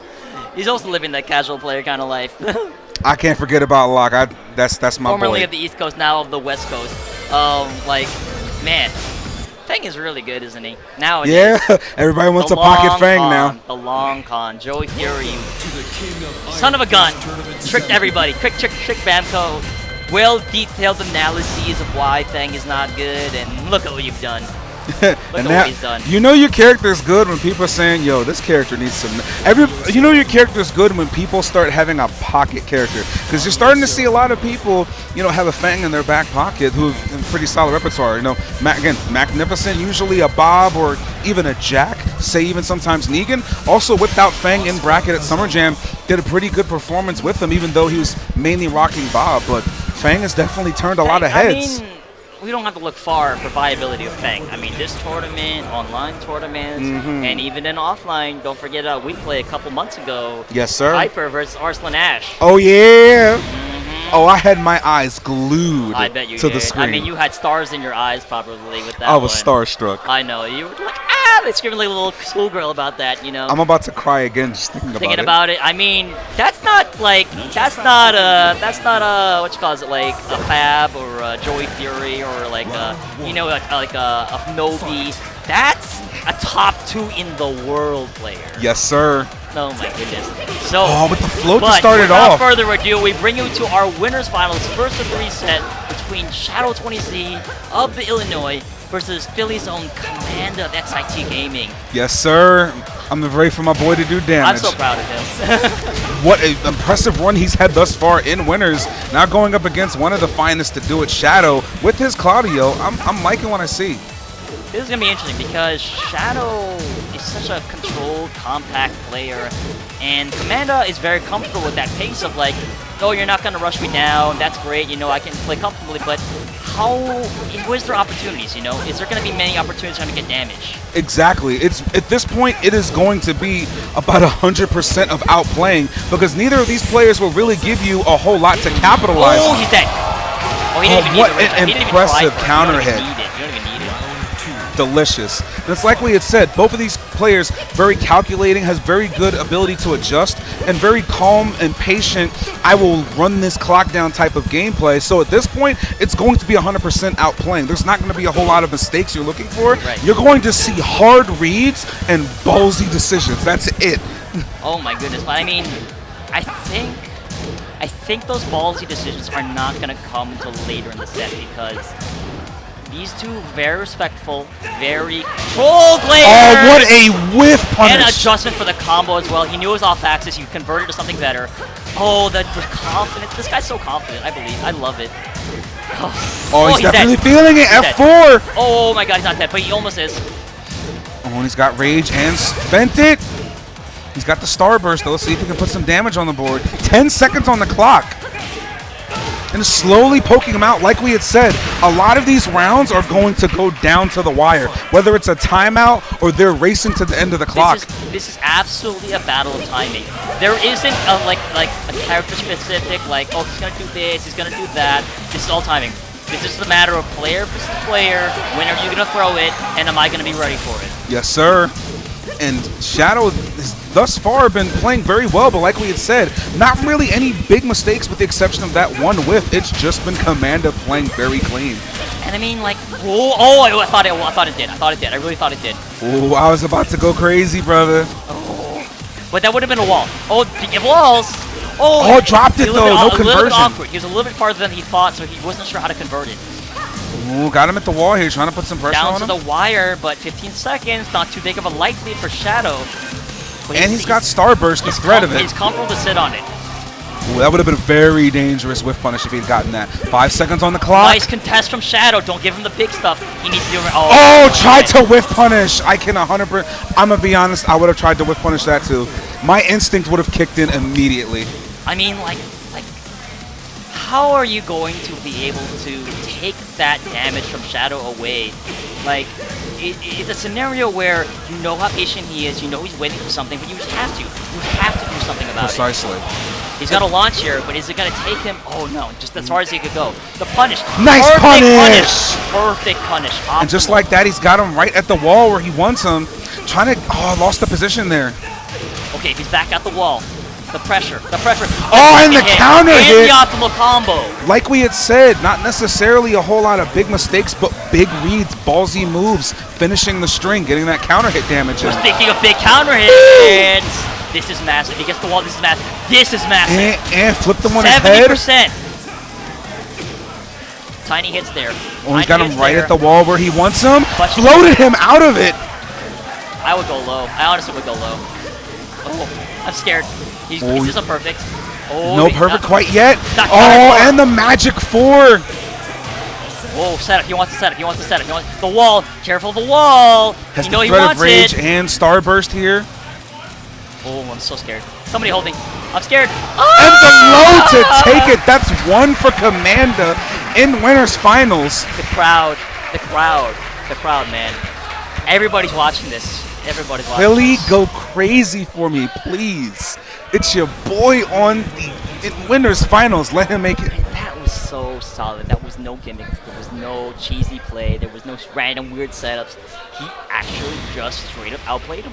Exactly, like we had said, a lot of very ballsy, a lot of very risky decisions. It is with Shadow saying finishing some of those strings to get the counter hits and managing the clutch. That one round where he may have gotten, Joe's trying to go in on him. He's got a little bit of a life deficit. Definitely decided I'm not going to let you get the chance. But we're going to the beach. We're in paradise. Also, I know he's hot. Oh, sidestep arc blast. Oh my god. I believe that's called inner peace as well, interestingly. Yes, sir. A weird name for a move. I find it interesting that you're reaching into someone else's chest for your inner peace. Where you like rip out their heart or something? It's not very family friendly. Not very peaceful. Hey, listen. That's bad. Roses are red, violets are blue. If ever you whiff, he shall forward too. Yeah, I knew it. Yeah, I thought so too. Poetry in motion. I've played Commanda many times. It's like one of my primary, if not my primary training partner. I knew he was gonna do that. Yes, sir. But Cloud, Shadow don't. Oh my goodness. Oh, 4-4-4 again. He's playing very comfortably against Shadow right now. I think one of the things. Oh my goodness. He's getting saucy. Ball splat. Oh, okay. Okzemi. Another one. Hammer. Mini Dragonov. Oh, he's definitely feeling it right now. One of the things that I think Shadow might not be big counter hit, no launch though, might not be aware of or not even be comfortable with is the fact that any whiff from Commanda is just toast. Commanda, one of the best whiff punish reactments in the business. Yes, sir. And like I said, both of these players are very hard pressed to give you anything to whiff, to take advantage of. It's literally just outplaying. It's clean hits. It is big reads. Oh, counter hit right there. He tried to catch him coming in, and he was right, but the frame data just wasn't on his side. Okay, down back 4-3. Get that low out of here. I don't like that. That was just my legs. I just shaved them. We're going in. What's for breakfast here? Okay, get away from me as well. Trying to have my own spot on the beach. Privacy, please. Listen, man. That man is hot wearing that suit. He probably is, I imagine. I wonder if Oscar could punish that at 4-4-3. That's actually like minus like 27 or something like that. Something crazy. Let's go, boss man. Okay, try to go for the parry again. Nobody home. All right. Opportunities are opportunities. He's slowly trying I to dare bring him back say to that the I wall. think Commanda's with punishment reactions are much better than Shadow's, but it's his Shadow's timing better. His decision making isn't better. That's what really counts in the end. I would definitely agree. One's very simple, one mistake in your mind type play. The other is very calculating down to the very last second type And play. this is what Shadow likes to see. 10 seconds, I've got a big life lead, I'm comfortable to sit on it, I don't let you play, you know, oh, go ahead, he needs it. Oh, snap, 4 seconds on the clock, but he spent it. That was very much in Shadow's court. It doesn't matter if we get hit by that, I know how desperate you are to take this, so you're going to be a little bit antsy. Smart play right there. Oh, he tried, but unfortunately that would never have worked even if it was close. Oh, slowly picking apart at the health bar here. So Shadow, I see the slight adaptation of him throwing out a little more buttons as Commander gets closer. He's not letting him get comfortable, like getting in his face. Oh, that might have been a misinput. Well, 4-2 probably, yes. Commander never finished that string. I wonder what would happen. Oh, that would be gross. He never does it. Oh no! Oh, dropped it. Nobody home. Oh, did I throw break though? Do not touch me. No touchy. No touch allowed here. Full cost down 4-2. Got a pretty solid life lead here. And the throw is slowly picking away at that life lead that he did have. With 15 seconds on the clock.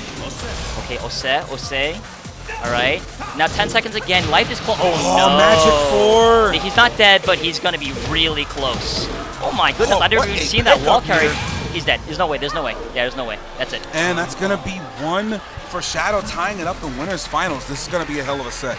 Definitely, 100%. I mean, like we said, this is not a game where no one knows the matchup and neither of them are going to try to outplay each other. This is, I mean, start to like out cheese each other. This is straight up you versus me, my mind versus yours. Exactly. It's all, like I said, it's all top level play. They've made almost no really big mistakes that can be capitalized on, with the exception of maybe a couple of whip punishes, dropped combos. But those dropped combos and such, and even those misinputs, didn't really hurt them that much. No, absolutely not. The thing that I'm starting to see is that it's kind of the same way that Mac beat Whoopi, where Shadow now realizes that if I let him do his thing, I will eventually get blown up with a mistake. Like I'm not perfect. So I'm gonna make the life deficit so big that it's not gonna matter if I get launched. You know, it's not gonna be enough damage in the end of the day. Oh, big whiff there, lived off access. Precisely, and he's definitely got a pretty solid life lead thus far. And this is gonna be on. He's done. Yep. Oh man, what a dominating first round in game 3. Round 2. Just as you had predicted, get a solid life lead, sit comfortably, so you don't really have to worry too much about it, because, as you had said, highly defensive play from Commander, so you're not going to expect a whole lot of big moves from him. So as long as you get that life lead and let him try to force the mistakes, you're going to be fairly comfortable. I like that Shadow that he had down to 2 blocked, and then Commander failed to punish it, so he did it again. And it's like, here you go, sorry, you should have had that. It's that mental game. Give me a reason to stop doing it. I'm going to do it again. Of course. Oh. Okay, they're about even on life. Shadow playing a little bit more collected here. Not too many mistakes from Shadow to get a big opportunity for Commander. He's got him at the wall and not where you want to be against Shadow here. Oh, this is so bad. Claudio's so strong on the wall. So many wall slide abilities. So many safe ways to commit to it as well. And just a straight up down back 4-3. Claudio's amazing new offensive tool. Hey, corpse kicking! Oh god, not the corpse Oh, kicking. not the corpse kicking! Hey, wait a second! How dare you! Okay, nice combo for Commander, but once again, Shadow pushed himself out of the wall. He knows he doesn't want to be there. This is the life lead he really Oh, needs. What a whip punishment. what do Art we Blast. say, man? Don't ever make a mistake against this dude. Yes, sir. And that must be very stressful for Shadow. Oh, and he caught him again. Might have thought he tried to whip punish it in the middle. Might have thought he might have been safe with the range. He is gone. Oh, and that was such a... and that definitely killed what momentum that he could have gotten back in that round. Immediately snuffed it out. It's looking very, very rough for Commander right now. Still playing fairly well, but Shadow's just one step ahead. He's starting to get those wheels turning. It is now 2-1 in Shadow's favor. But Commander's still definitely... First of all, not bad at play. Philly FGC, send man your energy. Commander, down 1, trying to bring it back. Send him your energy right now. I know please. there's a lot of Illinois Midwest fans out there, but this is our boy. Give us Oh, some mercy. absolutely. This is our guy, and this is like a question of like, is there gonna be like a new top player on the streets? The top 10, top 5 of America has been kind of solid for a while now. You got Jimmy J. Tran, Anakin, Shadow, Joey Fury, Cuddlecore.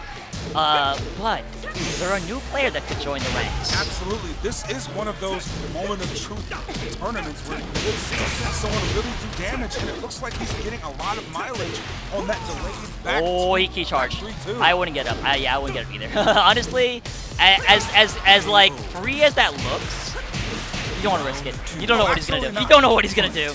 He could be crazy. I will sit here comfortably. Just hit me. It's like a sign that says hit me. You don't fully trust him. What's the catch here, right? Exactly. Counter hit 4-4-3 combo though. Input. Nobody home there. Slowly trying to frame trap him, slowly bringing him to the wall here. Shadow again, keeping it fairly center stage, trying not to get oppressed on the wall. Dashing in the face. I think he might be falling for the trap here, which is the whole. I've been doing a lot of lows, so I'm gonna do some mids now because the low is so obvious. But he might be a little bit not confident in the lows anymore. I think that's a bad idea. I think he shouldn't be deterred from using lows because Shadow is kind of on the board of like, I'm just gonna block mid. It's fine. No matter how many lows I take here, it's fine. So I'd still be trying to chip away with some of that help because considering that Shadow has been trying to get those big life leads and kick back, Oh my god, he's gonna need rolling all on the him. He damage is he can rolling get. on him. Dude is doing little flips all over him. His back to the wall again is looking really rough. Oof. What do we got here? Down 4-1. Shadow just looking so comfortable here. Nice punish though from Command. I got him at the wall. Yeah, I don't know. I really think he needs to be getting a little bit more chip damage in here. It's a little bit of poking or down 1+2s because it's just not enough. Punish once again. Got him right back at the wall. Oh, you want to focus down 4-2 probably. Oh, that's gonna be big. Oh, that's Take him gonna off. smart. Oh, that's smart. That's super smart. Into the low. Was Perfect prepared punish. for it. Oh, he blocked it. Stuck. Oh my god. That's just what he needed. That was such a Not clutch only round. did he block and punish that, he was a high-low. That is designed. Do you hear that? Do you hear that? I hope the crowd in the stream. I hope the stream boys hear that. Chat, put your hands together for Command. He needs the energy right now. Send your boy your energy. Philly is putting in work right now. Woo! Woo-hoo-hoo-hoo-hoo. That cheer brought jitters to my soul. This is the last player from the East Coast besides Mac, anyways. Woo. So send him some energy, boys. But he's taking a lot of poke damage right now. He's slowly right. Oh, no! no, he thought it would. I think he Optimal thought it whip would punish connect. That's there. why he didn't go for it. Oh, Oh, I think that wasn't intentional. He didn't know he was gonna do it. Okay. He was putting some pressure on him. Okay. Try to catch him I really running felt in. like that was gonna hit. Down 4-1. Pretty even health bar. 15 around seconds left. It on could be the either clock. one. Big counter Oh, hit. that's He's gone. unfortunate. Yeah, he's gone. Oh, yep.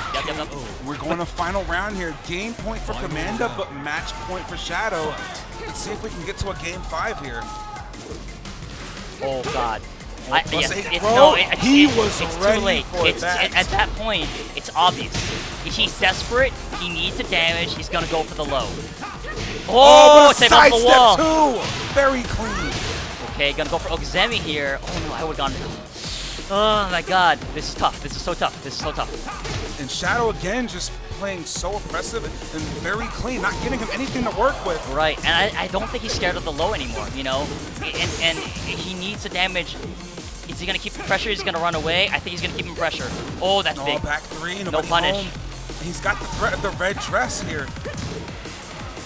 It's a very big life deficit, just can't get anything going. Shadow's That's not, it. Oh. and that's unfortunate. Finishing it with the low high. 3-1 in Shadow's favor. He's still in though. Of Still course, in losers finals here. A very impressive showing from Commander, so he's not out yet. No, there's still a chance of losers. He will await the final contender of the losers bracket in another first of 3. Valiant effort, absolutely well hard played, but I think the problem there was very distinct. You do mix-ups in the beginning. You think, okay, now he realizes I will do lows. I'm willing to do risky lows or just lows in general. So you'll start guessing. Shadow's not that kind of guy. Exactly. And many top players are not that people. They have enough mental fortitude and calmness and experience. They have a really strong resistance to being broken mentally. So they are gonna make you think yeah, I'm gonna guess, but I won't. So if you're thinking, please guess, I know you're afraid of my low, they really aren't. Precisely. So by the time it gets to the point where it's like push comes to shove, I need my damage, my mids aren't working, let's try lows, it's predictable. Because of Exactly. course you're gonna go for the low, because you're in a situation where you need damage now. And everything else Precisely. hasn't been working, so you're gonna go for the alternative. And at that point, I mean, what are you gonna do? Exactly. You've been read. You've been downloaded. All right, so we're gonna take a short break here, but don't go anywhere because we've got the top four. We've got Joe Crush, Mac, and of course Shadow and Commander aren't going anywhere. So stay tuned. We'll be back.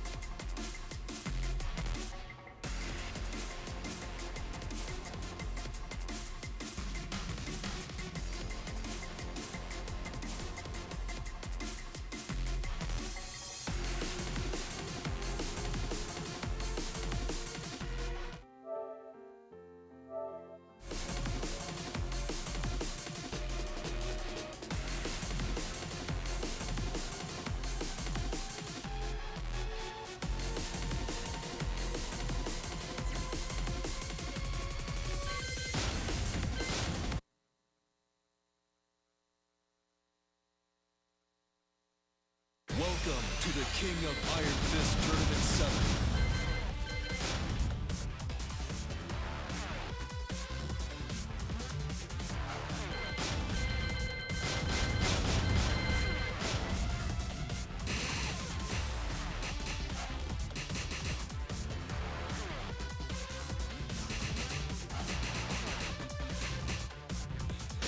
Fenway.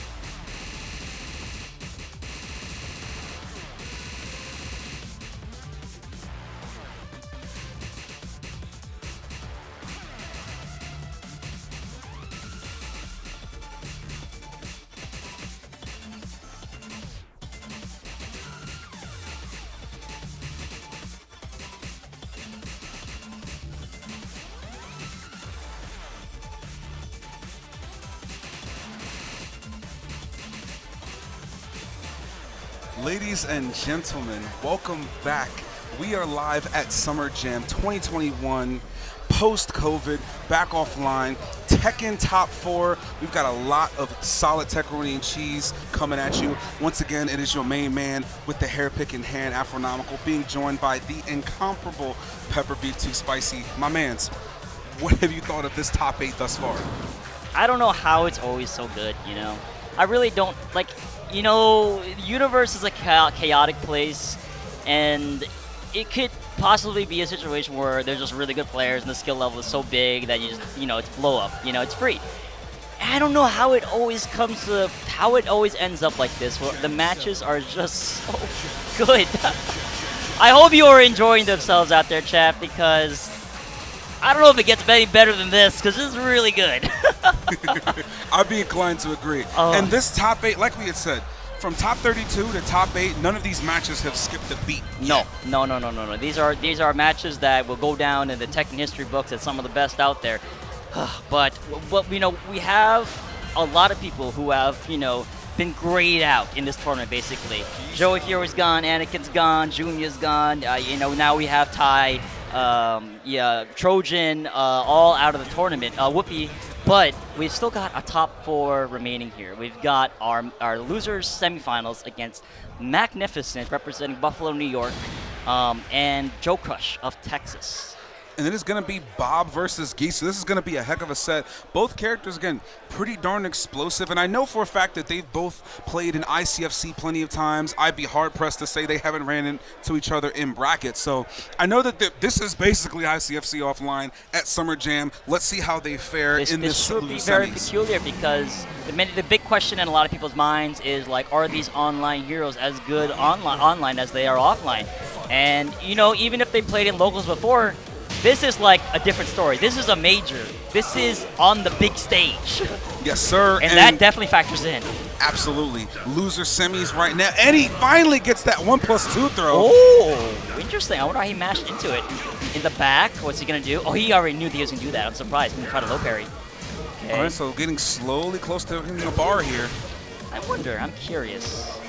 Mac is a very calm player, generally speaking. He can get tilted mid-match, but he is very hard to make mistakes and counter hit and stuff like that. Joe Crush, on the other hand, he's a very active player. He does a lot of things. So is he going to give back a lot of opportunities to punish, you know? And I'll also say that Mac's definitely been favoring that 1-2, 1+2 in this top 8. It's been getting a lot of mileage out of it. Oh, he's got him into the wall. Oh, wow, he corrected it with a 1-1-2 still. All right, got him at the wall here, trying to put some pressure on him. Oh, wow. What a That's duck kind high of crutch. Oh, actually, you know, if he did the mid, that would have still hit, I think. Oh, I think he could have. He thought it would actually hit, but he definitely could have whip punished it. That might have been an misinput. Yeah, That's definitely unfortunate. Probably wanted up forward 1+2, just got raw up forward. And even with that really big life deficit, he was definitely holding Joe Crush at bay for that time being in that corner. He just couldn't clutch it out here. Oh, that big read, but he's a little bit late. There's the parry. The parry again. And max mode. The optimal combo. Boom, boom. Into the resplat. Boom, boom, boom, boom. Oh, that is such clean tech in there. And Max no dummy, you know. He knows this character. He knows what Joe Crush wants to do. It's not the first time he played him.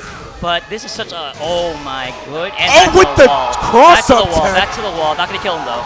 That was ridiculous. Oh my goodness. I think he realized that. And another taunt. Oh, Joe's getting saucy. With the way he comboed him, it would not have gotten him to the wall. So let me go to the wall right behind me. Oh, snap. Don't get hit with the taunt jutsu. Taunt into death. That definitely put a fire in Mac. Oh, that made mistake to punish? That lit a fire in Mac. We got it right back. I'm interested. I wonder if one of the ways to counter Joe's style is like, don't be afraid of the parry so much. Just go for it. Yeah, he's going to parry you, but he can't parry every single time. You know, just make him guess on his own parry. Because before it Be Rich, everyone was kind of guessing against the parry defensively. But this time, Joe Crush has to guess when Mac will actually attack or not.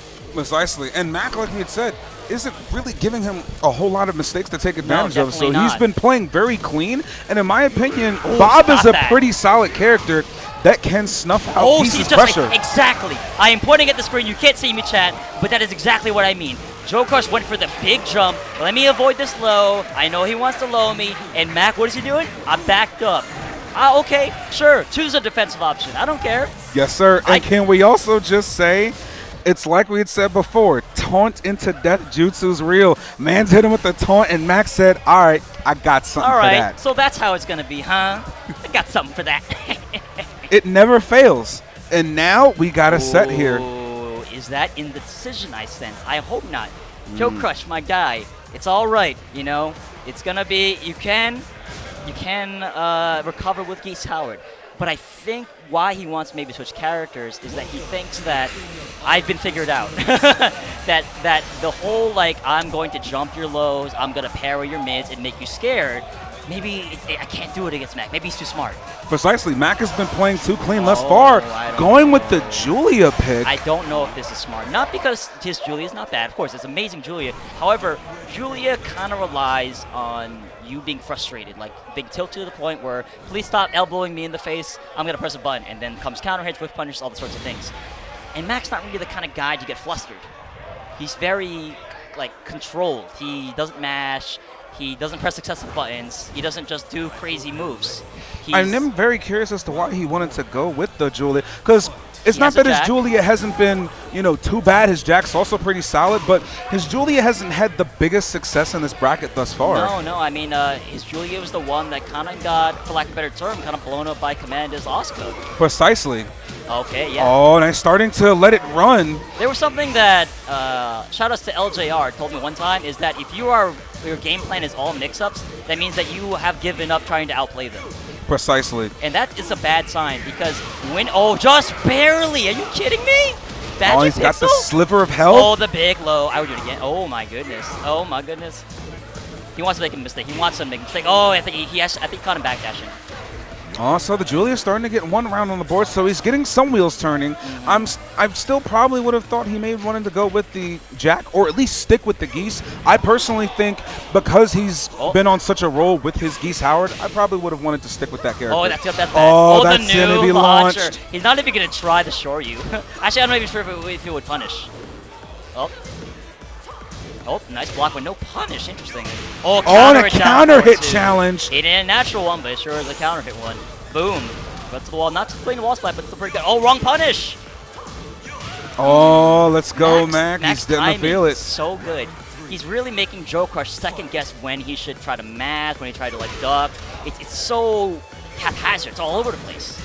Yes, sir. And again, his Julia is not even really that bad, but he's definitely been making some key mistakes that Mac has capitalized on pretty darn hard. You know, we've said before in the previous matches that, they're playing good, they're not just making a lot of mistakes. From here, we can definitely see clear mistakes that Mac is clearly outplaying Joe Crush right now.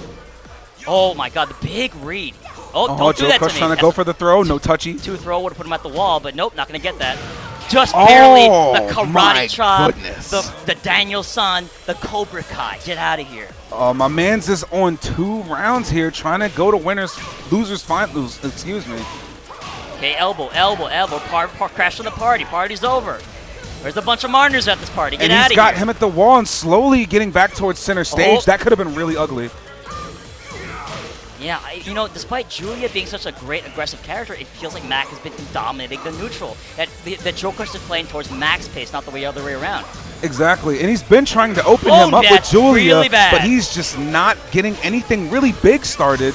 But Mac's getting all the big damage and the big moves here. Oh, that's going to be that. Mac with a clean 2-0, very convincing over Texas's and RXF's Joe Crush, is going to go home with a very well accomplished 4th place. Boss man, it never fails. Taunt into death. Joe Crush played a hell of a game just now against Mac. I definitely still disagree with the Julia switch. I would have wanted to stick with Geese because his Geese was absolutely on a roll. Yeah, I don't think it was bad. Like, even though Mac was still really handling his Geese very well, I would have stuck with that character. At the end of the day, that character is still very clutch. Of course. And other than his Jack, I would definitely say his Jack or his Geese are his tried and trues. Of course. Julia is kind of an experiment for him. It's like, I really like Julia. And it's not like he's ever played Julia in tournament before. He's played Julia in many ICFCs and Chi-Techs and all those sorts of things. but it is definitely the newest of his characters to be used in tournaments. So Exactly. you know that long experience that you kind of need with a character to survive in this kind of level of play might not really be there. And Exactly. losing to Commanda, losing to Mac now with the Julia might need a little bit more refinement. And not only that, in this side of the country, we have our very own one Yoj and two Mr. Sour Piggy Yes, of sir. Delaware, who is one of the best Julia players in this country. So this is not a foreign element by far. Exactly. And it's not to say that his Julia's say bad or poor. It was definitely a pretty solid course. gameplay No, from him, of but you course. could clearly see the holes in his Julia gameplay versus, say, his Geese. His Geese is Absolutely. definitely getting more mileage. He is a very, very strong player, no matter what anyone says. His accomplishment speaks for itself. Top 4 is an accomplishment in itself. Oh, absolutely. But I think the way that he was playing Geese, which was the whole, like, I'm going to hard read a defensive option that will give you huge reward, whether he parries or whether he crushes a low with a jump move, he needs to do it once, and then he gets, like, massive damage into wall, and then he actually just chip you to death or something. Precisely. But with the way Mac paced it, with the whole, like, non-committing, like, offense and then stopping, like, the weird timing, and not only that, when Mac punished him for making a mistake with the defense option, it was a big punish. Like, he Absolutely. made him pay for whiffing a parry or jumping or something like that. And I think Joe Crush has been so used to playing that way, that whole hard read decision. Because even against Anakin, when I was watching the match, you could see Anakin adapt to it. Like, oh, you're going to jump? I'm going to down back 1 to standing 2. Oh, you're going to parry? I'm going to wait, then like do like 4 forward 4 or something like that. But the reward is not big enough to discourage Joe Crush from doing it. Because, Exactly. oh, you did it to me? I'll get up and do it again. I don't care. But this is different. This is like, I die if I don't get it off. Precisely. And here's the thing, with Julia, she can definitely get big damage when she Of needs course. to, but to a certain degree, she kind of has to work a little more for that damage. In that matchup, he was definitely slowly weeding down the health bar, but he didn't really get any big combo nothing damage big. or wall Yeah, carries. Exactly, nothing big. And Geese, you know, as much as he is more in line with the Tekken playstyle, because other than the jumping and the projectiles and the high combo damage, he's basically just a counter character. Yes, sir. And Julia, though, is much more understandable. That's a long-time Tekken character. She's always played that way. Mac has played against high-level Julia before. It's not a foreign thing, even at high-level play. So it's like, oh, you pick Julia, huh? I'm very comfortable here as well. Well, you know what else isn't a foreign thing? The matchup between Commanda and Mac. Which We've are- definitely seen this before, and we're going to see another hell of a match again. We have it here at finally our last 3 players. We've reached the money. We've reached. Actually, we have run out of Pandemic Heroes. Sir, we are in losers finals. It is 1 life to plays Mac versus Exit Wounds Gaming Commanda in losers finals. Once again, a very familiar matchup that we've seen before. So this is going to be a heck of a set to watch. Winner goes on to face Shadow in grands. So we're gonna really see. This is going to be so solid. Oh, absolutely. So solid. I mean, I've seen these guys play many times before. Oh, that's big. And it's kind of been a tale of a tape where Mac will kind of just starve Commanda of opportunities for damage because he's been so patient. And then it's kind of like just, you know, a one-way tale where Mac will just run down the clock. Exactly. And again, Wow, I caught him. it's interestingly enough, as explosive as Mac can be in this game, he's still more than capable of playing that patient, wait for a mistake game like Commanda does, and he has kind of better tools to do it than Asuka does. Not only that, he has offense. He has traditional pokes and mid down for 1, good down for 1, good jab. I mean, the character's very well rounded. The only thing he really doesn't do very well is just like running away and like, you know, doing panic moves on defense or something like that, except for like backswing blow. But, you know, Mac is so good at normal Tekken that he doesn't need extra tools. He has everything he needs to play any kind of style he wants. Exactly. Ooh, Oh, but punch parry. with that Tsubaki, Okay, what's the mix? Okay, get over here. +7 or something. oh, slowly throwing plus frames in his face. Oh, big, nice reaction with the back four on the 1-1-2. Oh, again with the chop. Okay, a little blow poke here and there. I'll check you back. Oh, that Oh, could have into been the it. sidestep. That could have hurt. 10 seconds on the clock. Oh, Oh, in the back 3, threatening once again. Once an Asuka player, always an Asuka player. the Oh, man. classic, the dragon wheel kick, or some demon wheel kick.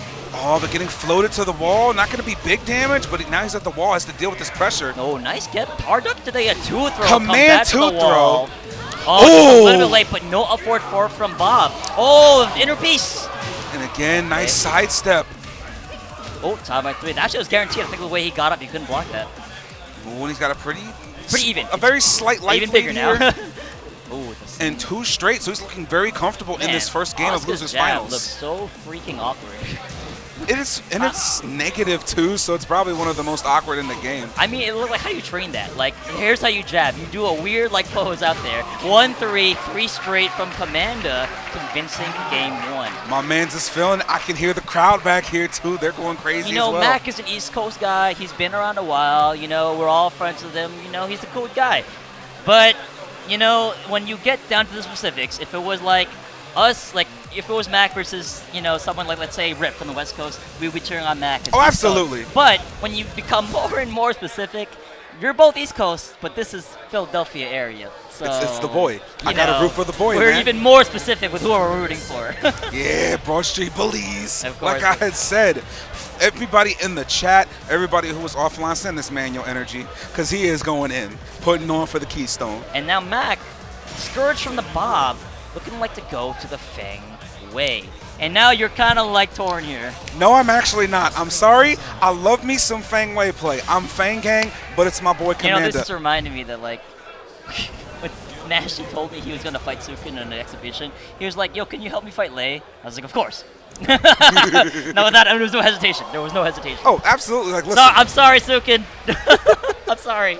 listen, man. Homies versus the character. Homies I love versus me the some character. Fang Yeah, Wei, yeah, homies versus the but character. damn it, I'm gonna go for my boy Commander. But I Yeah. know for a fact that this is actually a pretty good pick. I will agree that this is a good choice because Fang is pretty annoying for Asuka to deal with. Yep, got a lot of unparalleled moves for sure.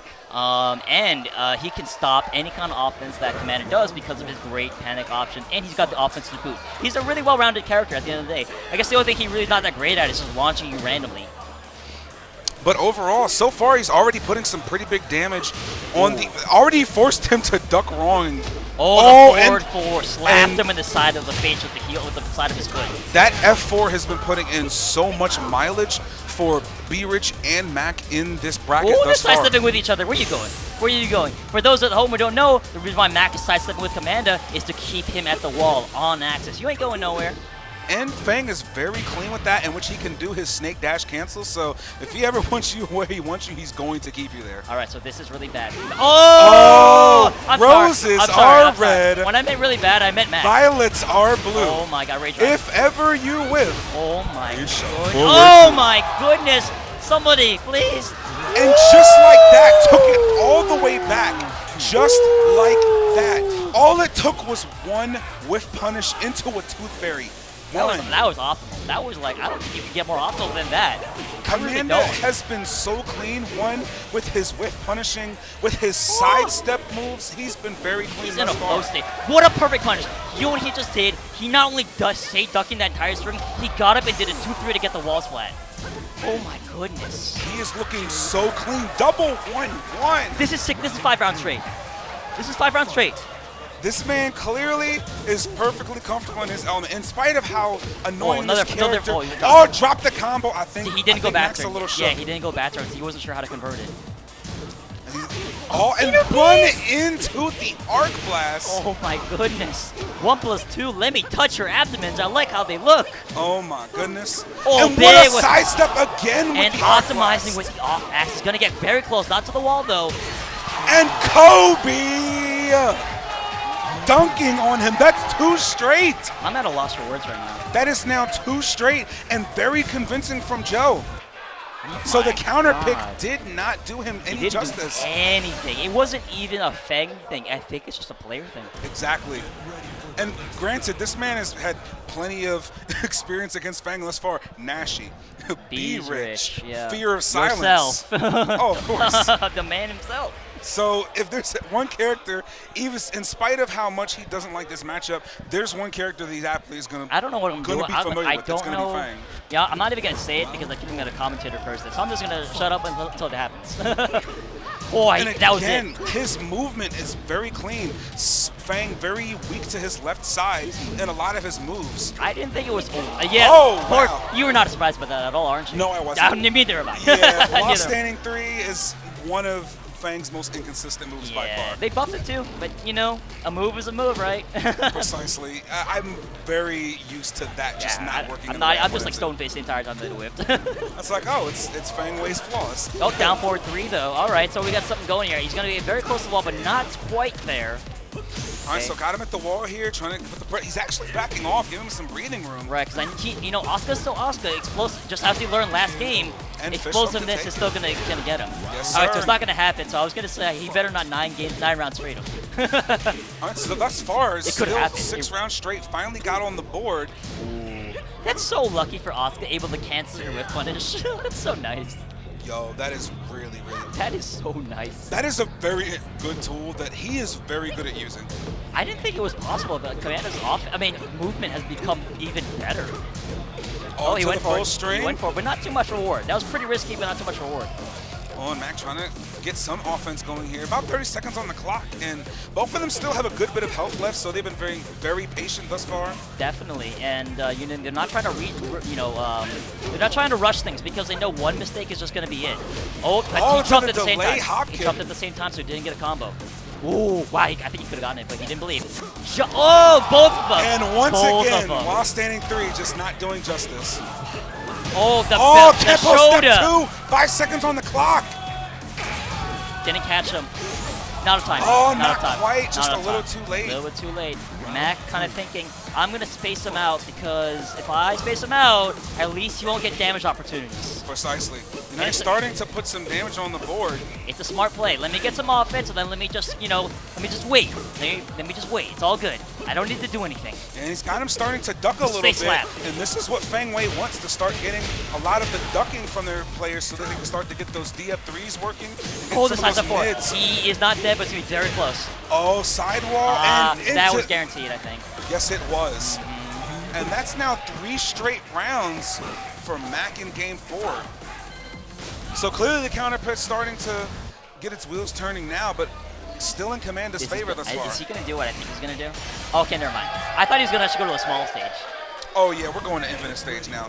Because again, Fang's approach, not really the greatest. He's got his down back 3, still a very good low, unseeable, good range, hard to sidestep. His while standing 1, safe on block, covers like a range and maybe some change.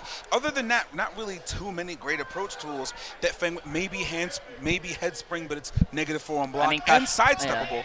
Also like CD 1+2, forward 1+2 technically. It's not like an approach throw, but it's still super long range. Precisely. Right.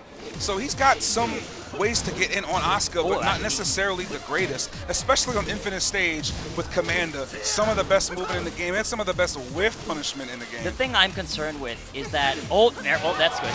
But if Fang gets a life lead here, he can play that game right back at Asuka. Yes, sir, he can. And tit for tat with the launchers. Not going to be too much damage, but he's going to mix up here. A stomp on his face. Ooh, and still got a slight life lead for Commander here. Not a on big one, though. Infinite. One launch will end either of them. Oh, there we go! Bet the big farm didn't pay off. He was prepared. You know, I don't know what it is. It's kind of like an unspoken rule, but whenever someone does like a weird delay, for some reason, it's always going to be a low. Oh, absolutely. Oh, and there's the DF3 again. The little big mid-split kick right there. Oh, what's for breakfast here? Ooh. He's really threatening with that F4. Kempo step 2 again. I think one of the things that's really working out in the Fang matchup is the tiny whiffs that he's creating because of the extra movement defensive options, because he doesn't want Commander to get his offense going, and he knows that Commander can stay close, he can dash in my face, but if he gives him just something else to think about, it's going to be even harder. Yes, sir. And so far, he's got a pretty convincing life lead. Still threatening with the red dress thus far, though. And slowly trying to bring it back. Threatening with that fish hook and that F4. Oh, okay. Whoa, the movement, the movement. Oh, he tried to go for Tsubaki. Oh, no, oh, that's the bad. whip punish. I think he thought he was trying to end him, but that's one apiece. Kill Commander on set point, but Mac definitely fighting back. Oh, nice optimal punish. The punish. down back 3. Oh, no counter. FF2, have a seat. Oh, what no, a but this not a time big not the punish. case. Sometimes not the case. So the other one might have been a hard read, but this time it was more of a I'm gonna block low. Oh, that could have been a counter hit if he had pressed too much on that string. So the question is Asuka? Oh, big time damage. It's not gonna kill, but he's gonna put him in a mix-up for sure. Oh, what's the move there? Down back 3. Oh, caught him, but he Oh, did just float. barely floated him 1-1. 1-1 again. Oh, wait, late. Okay. Oh, he might be going to grand finals here. Sometimes in those weird scrambles, you don't know what actually to block, so it's kind of like, what am I doing? Finally there it we connects. go. He was Finally close making enough. his mark. Oh, that's bad. He could have got the whole string. Oh, that could have been dangerous. That should have been the whole 10 string right there. Stop you from moving. Stop Oh, doing no that. side steps. Have a seat. Stay where I want you to. Oh, snap. Bossman's got a slight life deficit here, but Ooh, slowly that's awesome. bringing it back in round 4. And starting to threaten more with the fish hook, preventing him from sidestepping to Fang's weak side here. Oh, counter right on the 1+2, but nothing. 4-4-3 hitting. And he's just keeping it so close. All these small pokes are adding up for Mac, but Joe's just keeping it very close here. And they're kind of catching up. Oh, the And fish a hook. fish hook again. This is a crucial moment. Very, very, very crucial. Are we going to see a final game, or is it going to be a one-side victory? Oh, boy. Mac has been choosing these pokes very well, keeping them close, only attack when he's close enough. And he's also using moves that track very well as well. Yes, sir. He's starting to threaten more with the fish hook, the down back 3s, and of course the down 3+4, keeping him where he wants him to.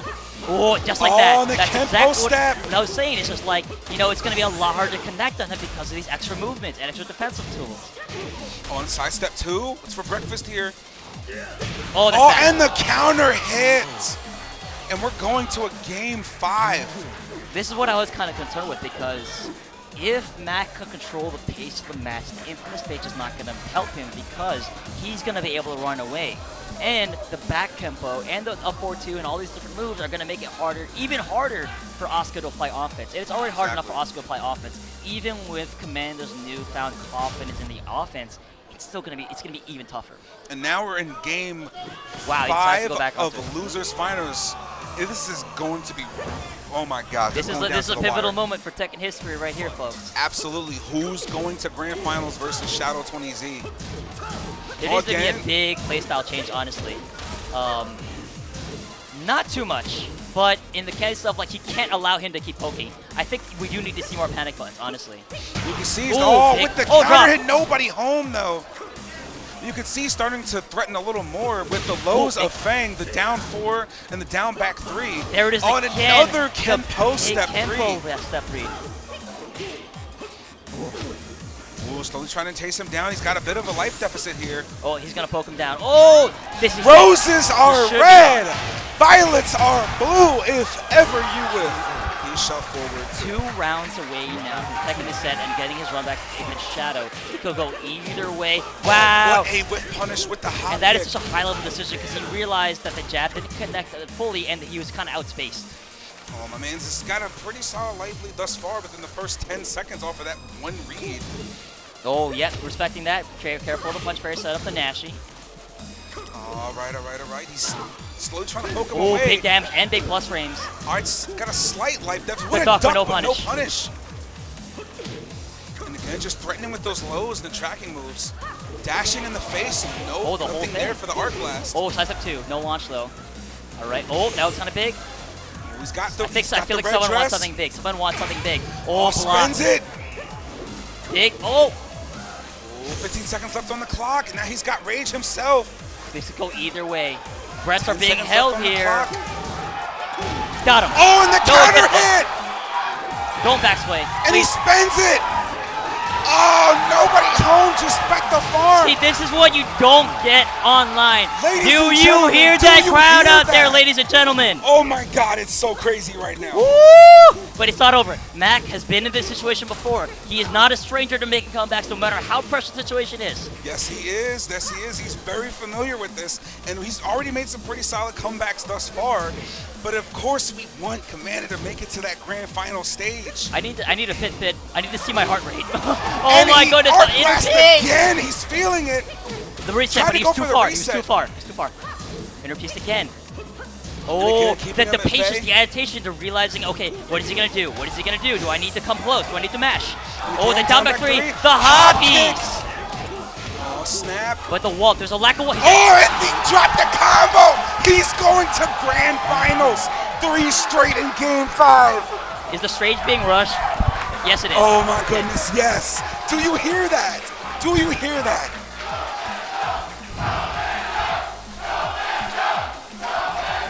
I could cry. I could honestly cry. At the risk of being emotional on stream, I will not, but... I need a minute. I need a minute. I need a minute. My heart rate.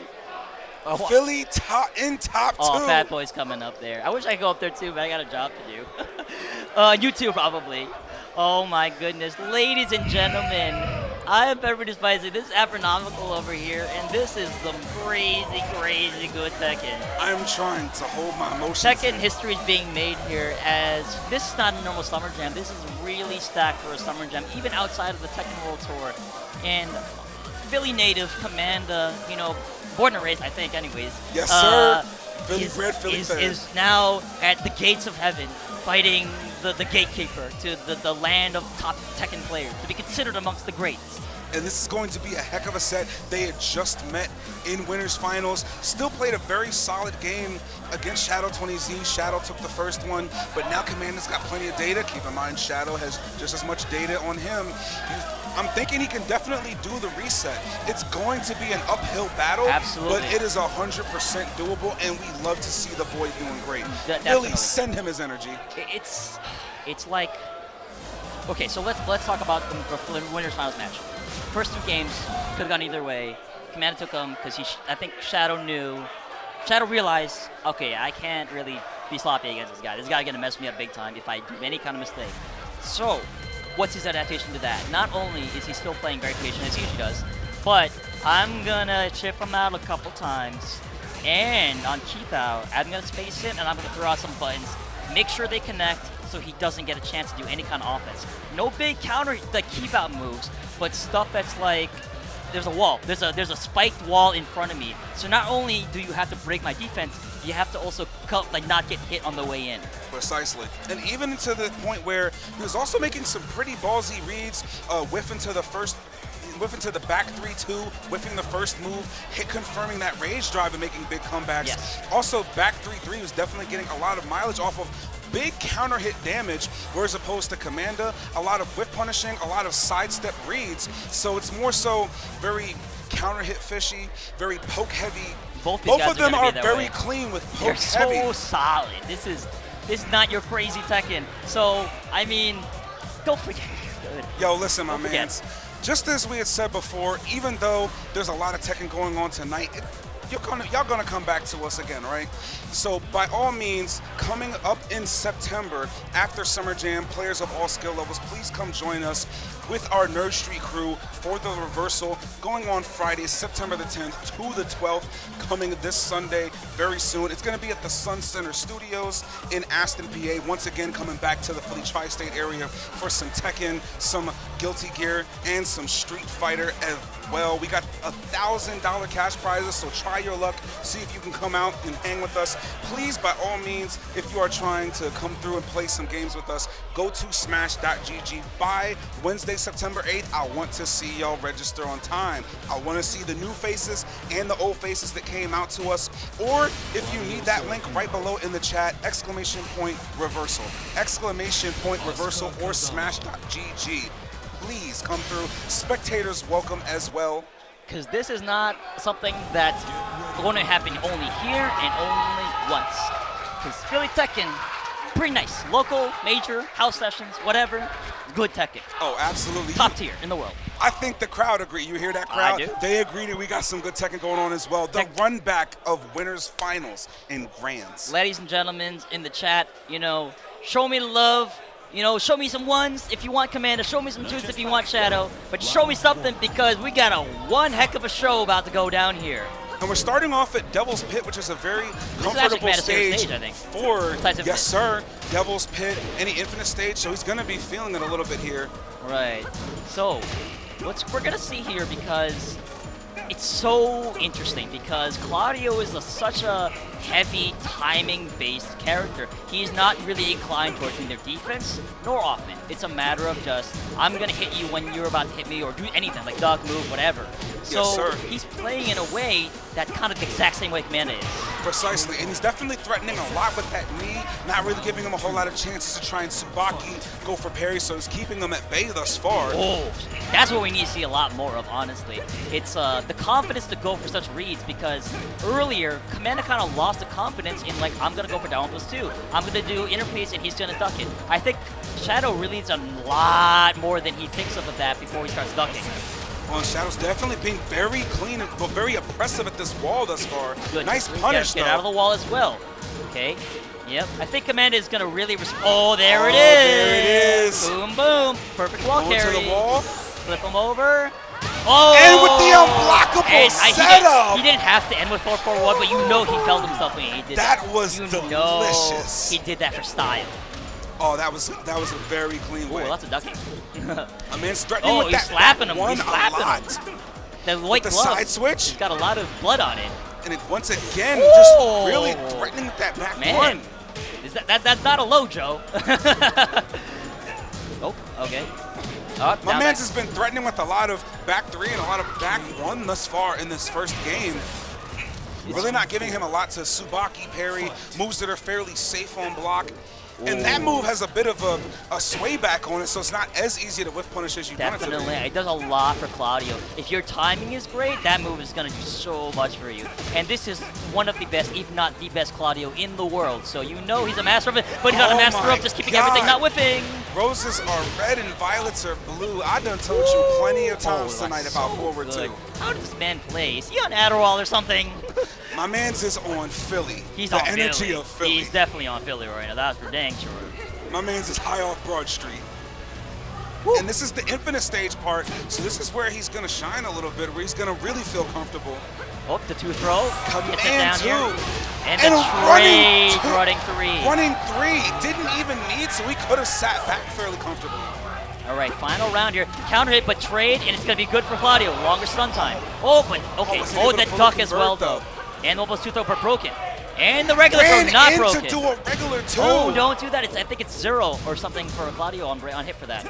That's a really big life deficit so far in final round of game 1. And that's definitely a tough situation for any Asuka, not just Commander, because Asuka not really the best at poking you away to the life lead. Especially not trying to approach either. And there it is again, Claudio putting the buttons, keeping it fast-paced, trying to prevent Commander from stepping out any strong buttons to make a comeback.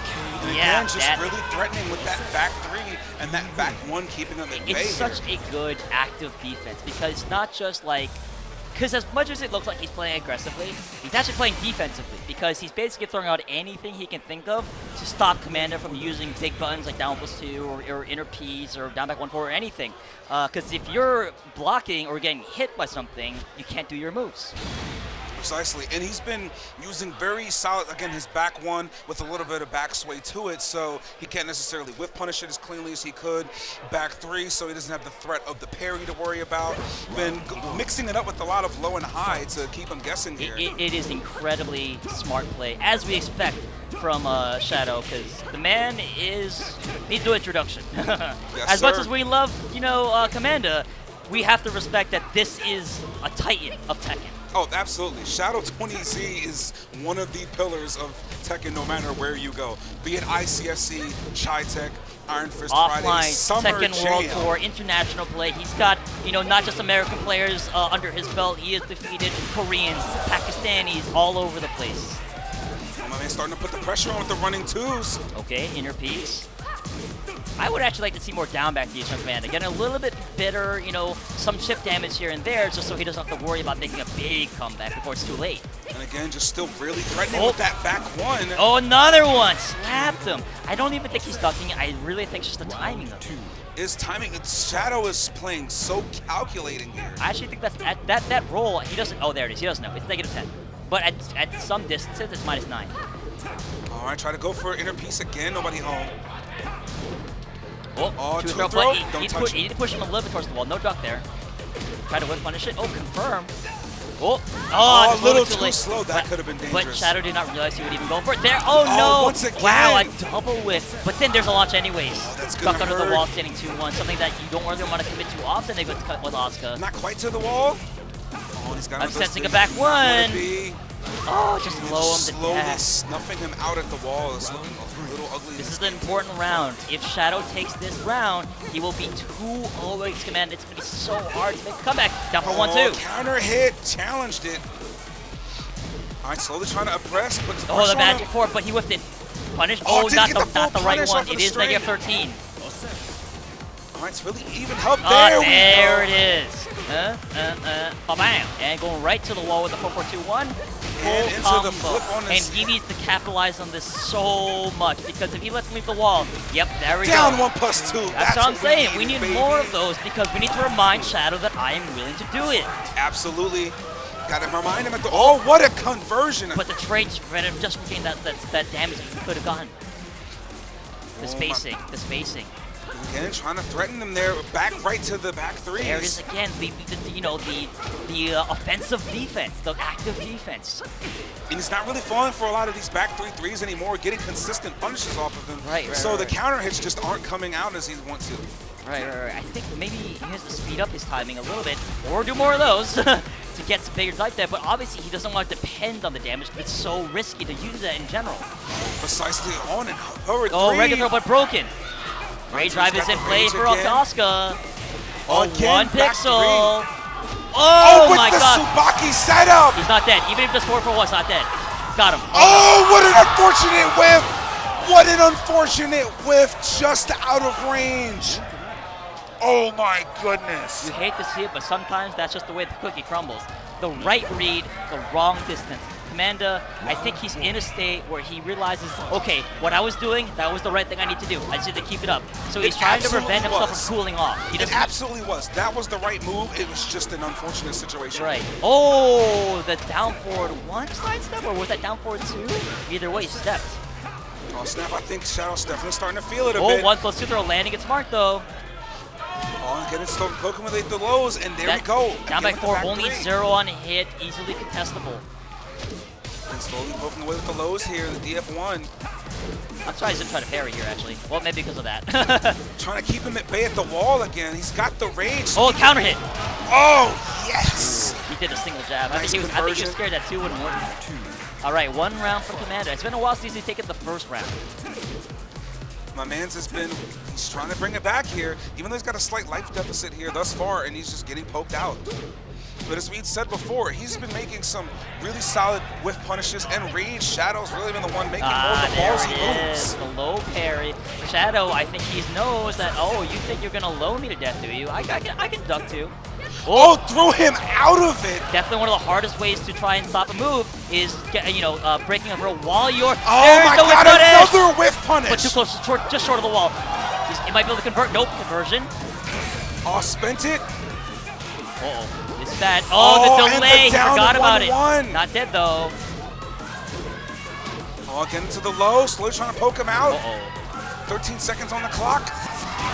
On the jab to clutch it. Amanda, I think, a little bit indecisive on how he wanted to make that comeback because he had the space to come in, but there was no attempt to do anything. Oh my goodness, he's definitely holding it down fairly well. He's not really playing wrong. It's just that, Oh, but it was a flying state, so he did not get launched. yes sir, Claudio at the wall with Shadow, he's just been very good with his wall pressure, not letting him get off the wall when he wants to. So it's been an absolute oppression session at Yeah, the wall. Shadow and Claudio have been doing such an amazing job checking Commander, choosing moves that can't be sidestepped, that isn't unsafe, no big commitments, no big risks, something that can't really evade. And because of that, Commander's so much damage has been dependent on mistakes, it's not happening. Oh, nice hit confirm, spins the rage. Oh, 3-1, but did confirm it. Oh, with the hop kick. Oh my This could goodness. be tournament point for Shadow if he manages it. Will it be a 3 sweep or will Commander finally make a game here? Oh, Back and 3-3. finally got a back 3-3 counter hit. That's gonna smart. Massive damage, half-life. Commander at the wall. Oh, the he might power be dead. crush is He might not be dead. looking good. And that is going to be that. Your Summer Jam 2021, the first North American major back offline after a whole year of nothing offline, is your champion going to be. It disrupts gaming, Shadow 20Z.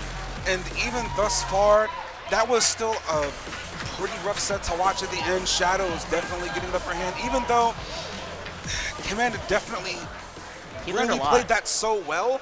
But Shadow, like we said, just such a very calculating, very clean Tekken player. Like we said, he's a Titan. Of course. He's absolutely one of the course. Titans that cannot He be is denied. the top dog here. It is not. It's expected that he will win, basically. Exactly. but thus far, still a very impressive performance, making it all the way to grand finals, taking a solid Everybody second fought. place. All the players he had to go through. Rick the Ruler, Kaiser, Joe Crush, Mac, Mr. Whoopi. And not an easy bracket to go through by any stretch of the means. Oh, absolutely. Top 8, in my opinion, top 8 started when top 32 started. Kinda, yeah, kinda. Any one of those, like, you took any random players in the top 32 and put them in top 8, it would have been the same craziness. Exactly. It would have been just as lit. You switch out FDX, Shin Paulo, Joey Fury, it would have been just as ridiculous. But once again, second place, shout outs to XIT Gaming's Commander. One of his best performances by far. Well deserved, well fought top 2. You know, it's a situation where you will only, you can only go up from here. Oh, Can only absolutely. go up. It was a very impressive, and this is the first major back. He was feeling a little bit shaky at first from what I understand about how he would perform, and sure enough, This is the man best got I've top ever seen 3. him play. This is the best I've ever seen him play. And we played a lot. We played a lot. I just want you to know that as soon as this camera turns off, I'm going to start crying a little bit. I mean, maybe me too. I mean, that man is very close to my heart, and he is making me very proud. Very happy. It is truly a cherishing moment right now. Absolutely. We're fangirling, fanboying over Commander right now, but I mean, that's not to say no one else in this bracket matters, because obviously Shadow, amazing, well-deserved. XIT Gaming, you have picked a great player to put on your roster. And let's not forget about Mac.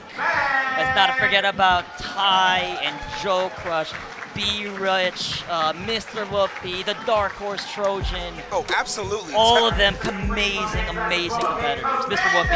Yes, sir. Especially from Texas. Texas really put themselves on the map here today. Joe Crush, a familiar face. Trojan, a not so familiar face, definitely put them on notice. Mr. Whoopi, as usual, giving an impressive performance. The young and very gifted Ty giving a hell of a performance as always. Show him some love. But whew, Man, what a weekend, right? What a weekend. absolutely, my mans. This has been wonderful. One, it just feels really good to be back offline again. First major back. I miss this energy. I do too. miss that energy. It's great hearing the chants. I think I commentated top 8 last time I went Raw, and it makes me. I think I might have commentated the last Biggie before that too. Actually, no, I was NEC top 8. I was in the bracket, but it makes me sad, a little somber, because I'm not there with the crowd. I love being here, but I also love being over there too. Exactly. I really wish I could have lost my voice by now. I know. Like, I still have most of it. By now, I wouldn't be able to speak. It came close for me. I could feel it's at its limit. It's like, instead of me losing my voice by screaming, I'm going to lose it when I get emotional. Oh, what a bracket. And don't forget that this is not a standalone event. In November, Northeast Championships coming We are back. back, baby, and it's going to be coming to a new venue in Center City, Philadelphia. Tune in. You're going to see a lot of good things from the block, Nerd Street, and the local host crew. Please join us again in November for another Big E event, as well as this coming September. The Reversal is also going to be coming to the Sun Center Studios, Aston, PA. Please join us for some Guilty Gear, some Tekken, and some Street Fighter. And of course, I'm sorry, I got emotional for a second, because I just thought, You good? this isn't the first time I've seen Mans make grand finals. Like, first he did it at April Annihilation. Sour Piggy, I yeah, almost Sour cried Piggy. then. And Sour Piggy's also my boy. But darn it, and he did it again. He's done it twice. I'm waiting for him to make the first place. He's gonna get it one day, and that's when I'm gonna apologize. When that happens, I'm gonna apologize to Beefuteki. I'm gonna take my headphones off. I'm gonna run to that stage. I wouldn't blame you. I honestly wouldn't blame you. I feel like I want to make a cardboard cut of myself and put it over there. Yes, sir. Or here. But in the meantime, coming up next, it has been a wonderful pleasure doing some commentary Absolutely, with you my once guy. again, my man. Absolutely. Coming up next, it is going to be Guilty Gear Top 8. Stick tuned for that. It is going to be insane. That is the new game on the block, the newest fighting game, and it's very exciting. Don't go anywhere. This has been Pepper Breezy Spicy. And the main man with the hair-picking hands, Afro. Thanks for having us, chat, and stay tuned for Guilty Gear. Peace We'll out. see you guys later.